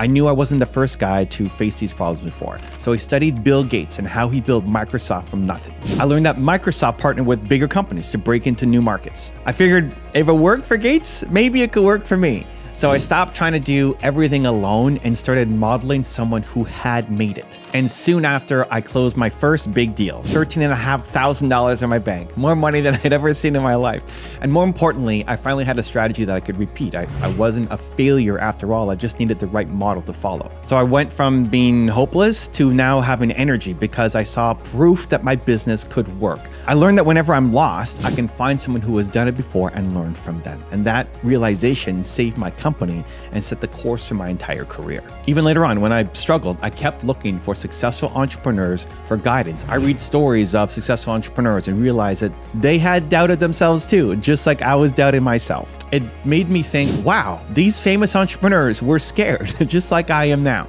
And if they could push through the self-doubt and the outside criticism, so could I. And every time I modeled success and surrounded myself with belief, I found the strength to keep going. Now, you might be thinking, okay, sounds great, Evan, but how do I actually do this? How do I find those who've done it before me? And what about the naysayers in my life who are always chirping in my ear telling me that I'm wrong? In fact, one of our subscribers, Jeremiah Williams, asked this exact question. How do you find those who've gotten it done before and push away the naysayers and the ones who don't have a resume and are always recommending the opposite of what you should be doing? Now, maybe you're wondering the same thing right now. Maybe you feel surrounded by people who just don't get it, who second guess your every move. You might even wonder, what if they're right and I'm the crazy one? So first of all, consider who has given you this so-called advice. Are they living the life that you want? Have they built a business, taken a risk, achieved a dream? If not, why on earth would you let them choose your destiny? The truth is, people who have never stepped into the arena will always shout from the cheap seats about what you should do or shouldn't do. It's easy to be a critic when you've risked nothing.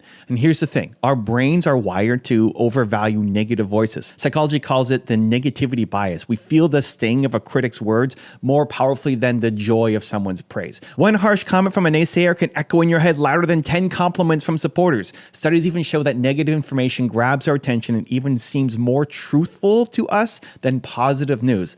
So think about that. Just because someone says it'll never work, with some level of conviction, your brain might believe them by default, but you can't let a built-in bias run your life. You need to recognize that just because their negativity feels loud and real, it doesn't mean that it's true. It just means human brains latch onto fear. So logically, if a person has no results to back up their opinions are hollow. As the saying goes, never take advice from someone who isn't where you want to be.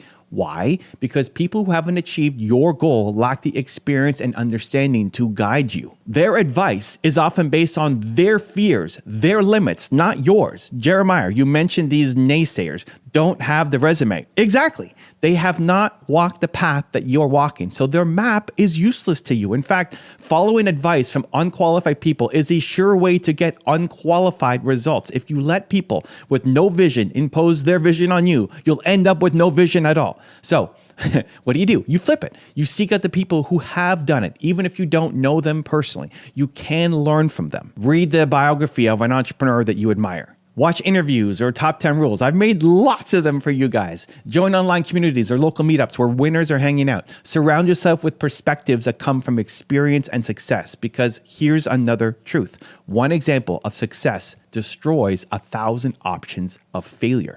The moment you find even one person who achieved what you want, the naysayers lose their power over you. They can't say it's impossible with a straight face anymore. That person is living proof. So instead of trying to convince negative people, go find inspiring people. Let their victories drown out the negativity and speak possibility into you. That's how you push away naysayers. You crowd them out with even louder voices of confidence and success. So let's dive into how to do this step by step. How do you push away the naysayers? How do you protect your dream and keep moving forward? Let's break it down.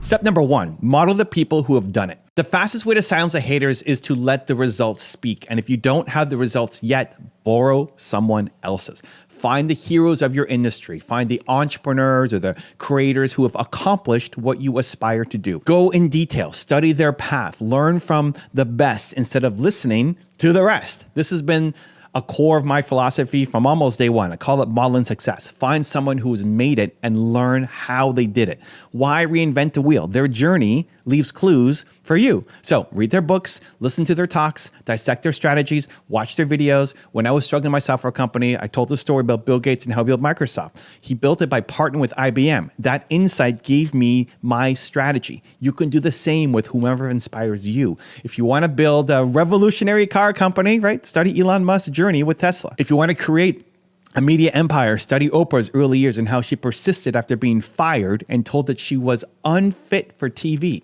Whatever your goal is, someone out there has achieved something similar. Use them as your virtual mentor. I call them aspirational mentors. Ask yourself, how did they deal with critics? What tactics helped them win? What beliefs carried them through? And this isn't just anecdotal, it's backed by actual data.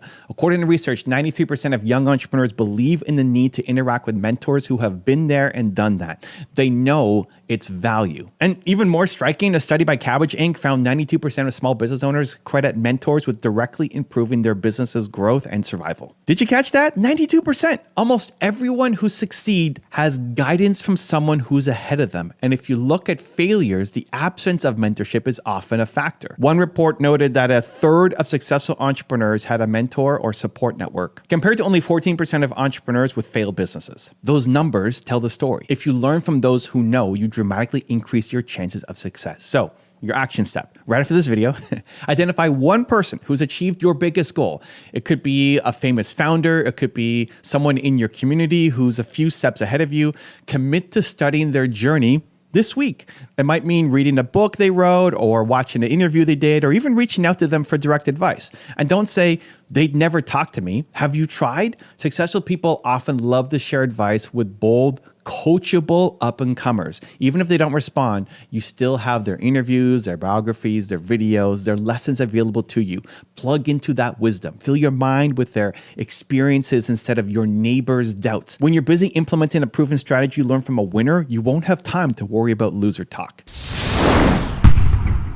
Step number 2, cut out the negative noise. You must protect your mind and your environment. That means distancing yourself from the people who only bring pessimism and doubt into your life. I know this can be tough. Sometimes the biggest naysayers are your friends. They're your parents. They're your siblings. They're your colleagues.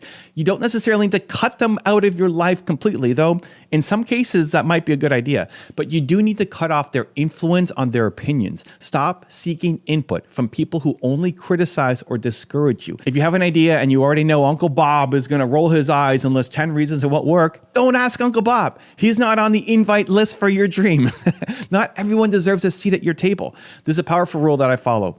Don't share big dreams with small minds. It's not an insult. It's a filtering mechanism. Some people in your circle simply don't have the capacity to see what you see, and that's okay.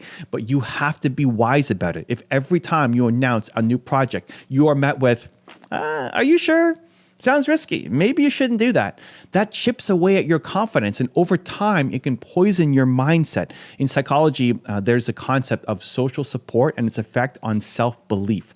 Lack of support or outright negativity from those around you can literally make you feel devalued and full of self-doubt. Studies show that people who feel unsupported by their peers and family tend to experience lower self-esteem and start doubting their capabilities. So, in other words, constant negativity from others can trick you into believing negative things about yourself that are not true. So what do you do if you're surrounded by naysayers? Set boundaries. Limit the exposure you have to their doubt. If it's family who mean well but always worry, you might say, thank you for your concern, but I've got to follow my path. I'll keep you posted on the good news. Then stop discussing your business with them. Change the subject. Seek feedback from someone more qualified instead. Remember, you do not need everyone's approval to pursue your dream. You need your approval, and you likely need a few qualified mentors or allies that we've already talked about, but you definitely don't need the peanut gallery chiming in, right? It's okay to nod, smile, and internally reject their negativity. You don't have to argue or try to convince them, just ignore them. As one entrepreneur bluntly put it, if someone says you don't know what you're doing, cut them out. There are plenty of supportive people out there, so don't waste time with haters. Now, that may sound harsh, but it's true. Life is too short to have dream killers in your ear 24/7. Surround yourself with those who uplift you, not pull you down. And that brings us to the flip side of this. Curate positive input. It's not enough to eliminate the negative. You have to replace it with encouragement and belief. This might mean finding new friends or fellow entrepreneurs who get it. If you don't have anyone like that around you locally, find them online. Join a mastermind group, a startup founders forum, even the comment sections of channels like this. There are thousands of like-minded entrepreneurs out there who are also pushing ahead and fighting their own doubt. Connect with them. Share your struggles and wins. The difference it makes is night and day. When you hear, you can do this from someone who understands the grind, it propels you forward. When you hit a wall and a fellow entrepreneur says, hey, keep going, I've been there, suddenly that wall doesn't seem so high. We human beings are profoundly influenced by those that we regularly interact with. There's a famous quote by Jim Rohn, you are the average of the 5 people you spend the most time with. Whether or not that number 5 is exact, the principle holds. Your environment shapes you. So choose your 5 or however many wisely. Would you rather be the average of 5 doubters who have achieved nothing or 5 go-getters who are crushing it? The choice is yours. So make a plan. Identify the negative influences that you need to minimize and identify at least one positive influence that you can add. It could be as straightforward as spending less time in that toxic group chat and more time watching this YouTube channel, or being around young entrepreneurs that inspire you, or cutting out the weekly rant session with your cynical friend and instead scheduling a brainstorming call with a business buddy. These might seem like small moves, but over time, they radically change your mental atmosphere. When you normalize success and positivity around you, the naysayers' voices fade into irrelevance. They become background noise that's easy to ignore because your foreground is filled with possibility and action. Step number 3, use naysayers as your fuel, not as feedback. Here's a little secret. The best entrepreneurs and achievers in any field don't just ignore their naysayers, they use them. They transmute that negative energy into motivation. So think about it. When someone says, you can't do it, you have a choice. Let it discourage you or let it light a fire underneath you.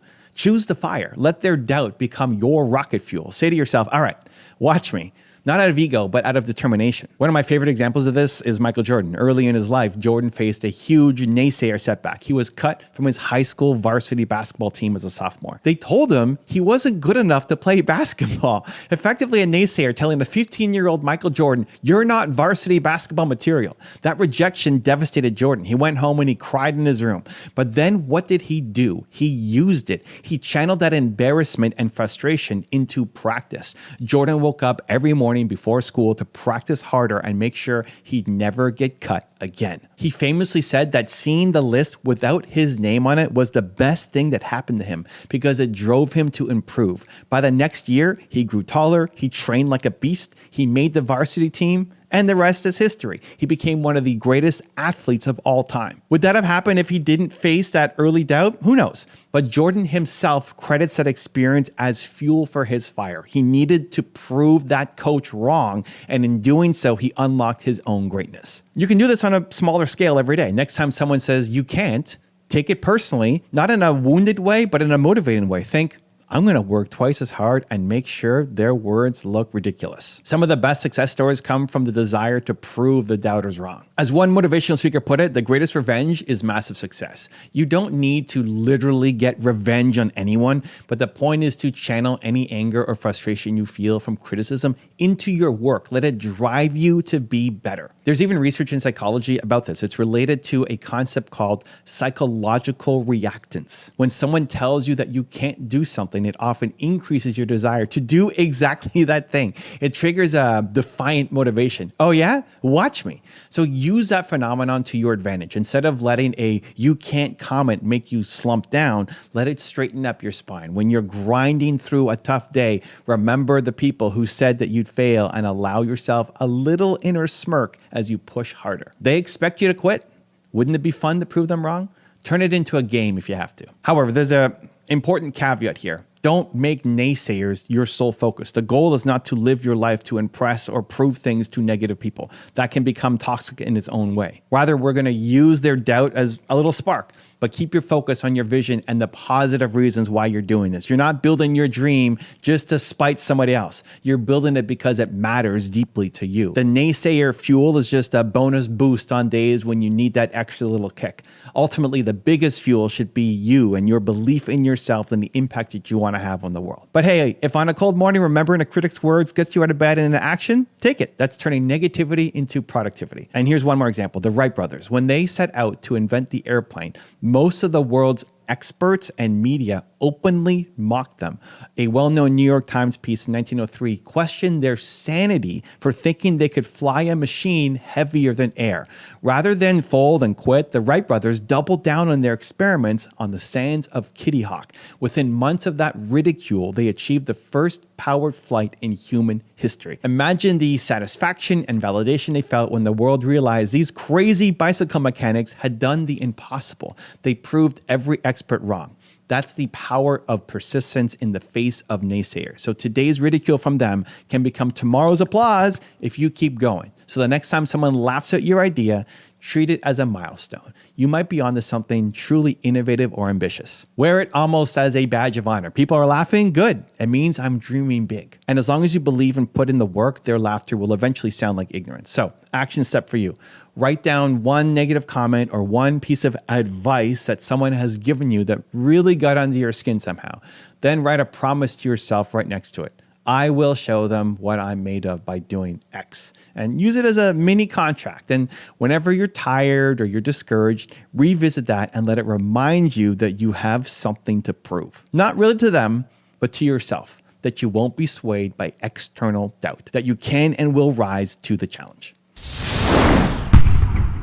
Step number 4, surround yourself with belief. Okay, we've cut out the negativity and we're using any lingering negativity as motivation. The final piece is to immerse yourself in a culture of belief. Humans are social creatures, so we can lean on each other for cues about what is possible. Deliberately build an environment physically, in your environment here, and mentally, that breeds confidence and growth. That means actively seeking out people and inputs that reinforce the identity that you want to have. So if you're an aspiring entrepreneur, hang around other entrepreneurs. Connect with people who have that can-do spirit. When other people who are hustling, creating, solving problems, they're around you. You start absorbing that energy and that mindset. Their belief rubs off onto you. You are borrowing belief. Think about the difference. In one scenario, you spend your evening with a few friends who complain about their jobs and say that your business idea sounds too risky. And in another scenario, you spend the evening at a meetup of startup founders or on a Zoom call with a mastermind group, and everyone is sharing their tips on marketing and cheering each other's progress. That's a night and day difference. In which scenario do you think you'll leave feeling fired up versus feeling deflated, right? It's obvious. So intentionally curate your peer group. If your current friends aren't on the same wavelength as you, that's okay. You can still love them, but you might need to expand your circle. Find the people who get it. Even just one or two can make a huge difference in your life. When you hit a setback, a supportive peer will then say, that's just a hurdle. You've got this. Here's what I tried. Instead of, I told you so, maybe you should quit. One response moves you forward, the other one paralyzes you. Also, internally, fill your mind daily with positive educational content, podcasts, YouTube channels, a good one, right here, books. Let the voices of winners be the background music of your life. It's hard for self-doubt to dominate your thoughts if every day you're listening to interviews with successful people who also struggled but made it through. You start to normalize the idea that struggle is just part of the process, not a sign that you are terrible and doomed. You hear over and over how others push past doubters. That creates mental resilience. It's like mental armor against the naysayers. I personally still do this myself. I surround myself with stories and examples of greatness to keep me inspired. It's like you're having a shower every day. You do it regularly to stay clean, or in this case, to keep your mindset clean from skepticism. So here's a practical tip. Curate your social media for this purpose. Follow accounts that post motivational content, business tips, success stories. Mute or unfollow the people who complain or tear others down. Use the power of algorithms for good. Engage with content that uplifts you and educates you, and you'll soon see more of it. Soon, even your scrolling can become a mini coaching session rather than a comparison trap or negativity feed. I want you to literally engineer every aspect of your life to reflect belief, not doubt. Your 5 closest contacts, your media diet, your daily routine, make them align with the new, confident you. And let's not forget celebrating small wins. Building belief also comes from you proving to yourself that you're making progress. Every time you hit a little milestone, no matter how small, acknowledge it. Did you launch your website? Hey, you got your first sale? Awesome. Finish a prototype? Celebrate. Share it with those supportive people in your circle. Let them hype you up. This reinforces that you are on the right track and starts to drown out any remaining echoes of past naysayers. Success is the ultimate rebuttal to doubt. Even tiny successes start constructing an identity for yourself as someone who follows through. Each win is a brick in the wall, shielding you from the negative outside opinions. And over time, that wall becomes a fortress of unshakable self-belief. Remember, belief is contagious. When you carry yourself with conviction, you attract others who have it or want it. You'll notice fewer naysayers approach you because, frankly, they know their pessimism won't find that ear with you. And even if they do pipe up, it just bounces off the fortress that you've built for yourself. You'll find yourself almost pitying the naysayer because they're stuck in a negativity loop while you're out here making moves and surrounding yourself with positivity. And who knows, maybe one day, one of those former naysayers will come to you for advice once they see that you are succeeding. That's a full circle moment that often happens. By then, you won't even feel the need to say, I told you so. you'll just help them if you can, because you're operating from a place of confidence and generosity, not insecurity. So what are we going to do? Create an ecosystem of encouragement around you. Life will still have ups and downs, but when you're immersed in an environment of yes, you can, you become unstoppable. You've pushed the naysayers to the sidelines and you're playing center field with a team that wants you to win. And that changes everything. Look at what we've done here. You've learned to stop giving weight to unqualified opinions. You've learned to seek guidance from those with real experience. You've set boundaries against negativity and bolstered your surroundings with support and inspiration. You've turned doubts into determination. This is how you push away the naysayers, not with anger or fear, but with clarity, confidence, and action. You don't defeat naysayers by arguing with them. You defeat them by outgrowing them, by doing the very thing they said you couldn't do and doing it well. So now it's on you. You have everything you need to move forward despite the doubters. It might feel lonely at times, but remember, you are not actually alone. Every successful person you admire walked through a gauntlet of naysayers and obstacles. They felt what you feel, the pressure, the doubt, the temptation to quit, and they kept going. This is your turn to do the same. Your dream is worth it. Your future self is counting on you not to let it slip away because of a few negative voices. Those voices only have power if you hand it to them. So take it back, protect it, surround it with people who believe in it. And when you do get that yes, whether it's a sale, an investment, an opportunity, you'll realize all the naysaying was nothing but background noise. In fact, you might even thank them for motivating you to push harder. So go forward and build that thing they said you couldn't. Prove them wrong, sure, but most importantly, prove yourself right. Prove that your intuition about your dream was right all along. And as you take action and gain momentum, you'll notice something. The naysayers' voices fade, and your own inner voice grows stronger. And that voice says, I can do this.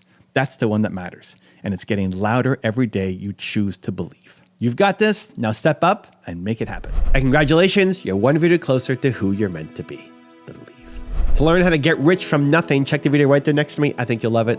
Continue to believe, and I'll see you there. Look at Colonel Harlan Sanders. At 65 years old, he was broke. He was sleeping in his car. He was surviving on a $105 monthly Social Security check. Yet he had a chicken recipe he believed in. He was rejected 1,009 times by restaurants who told him no.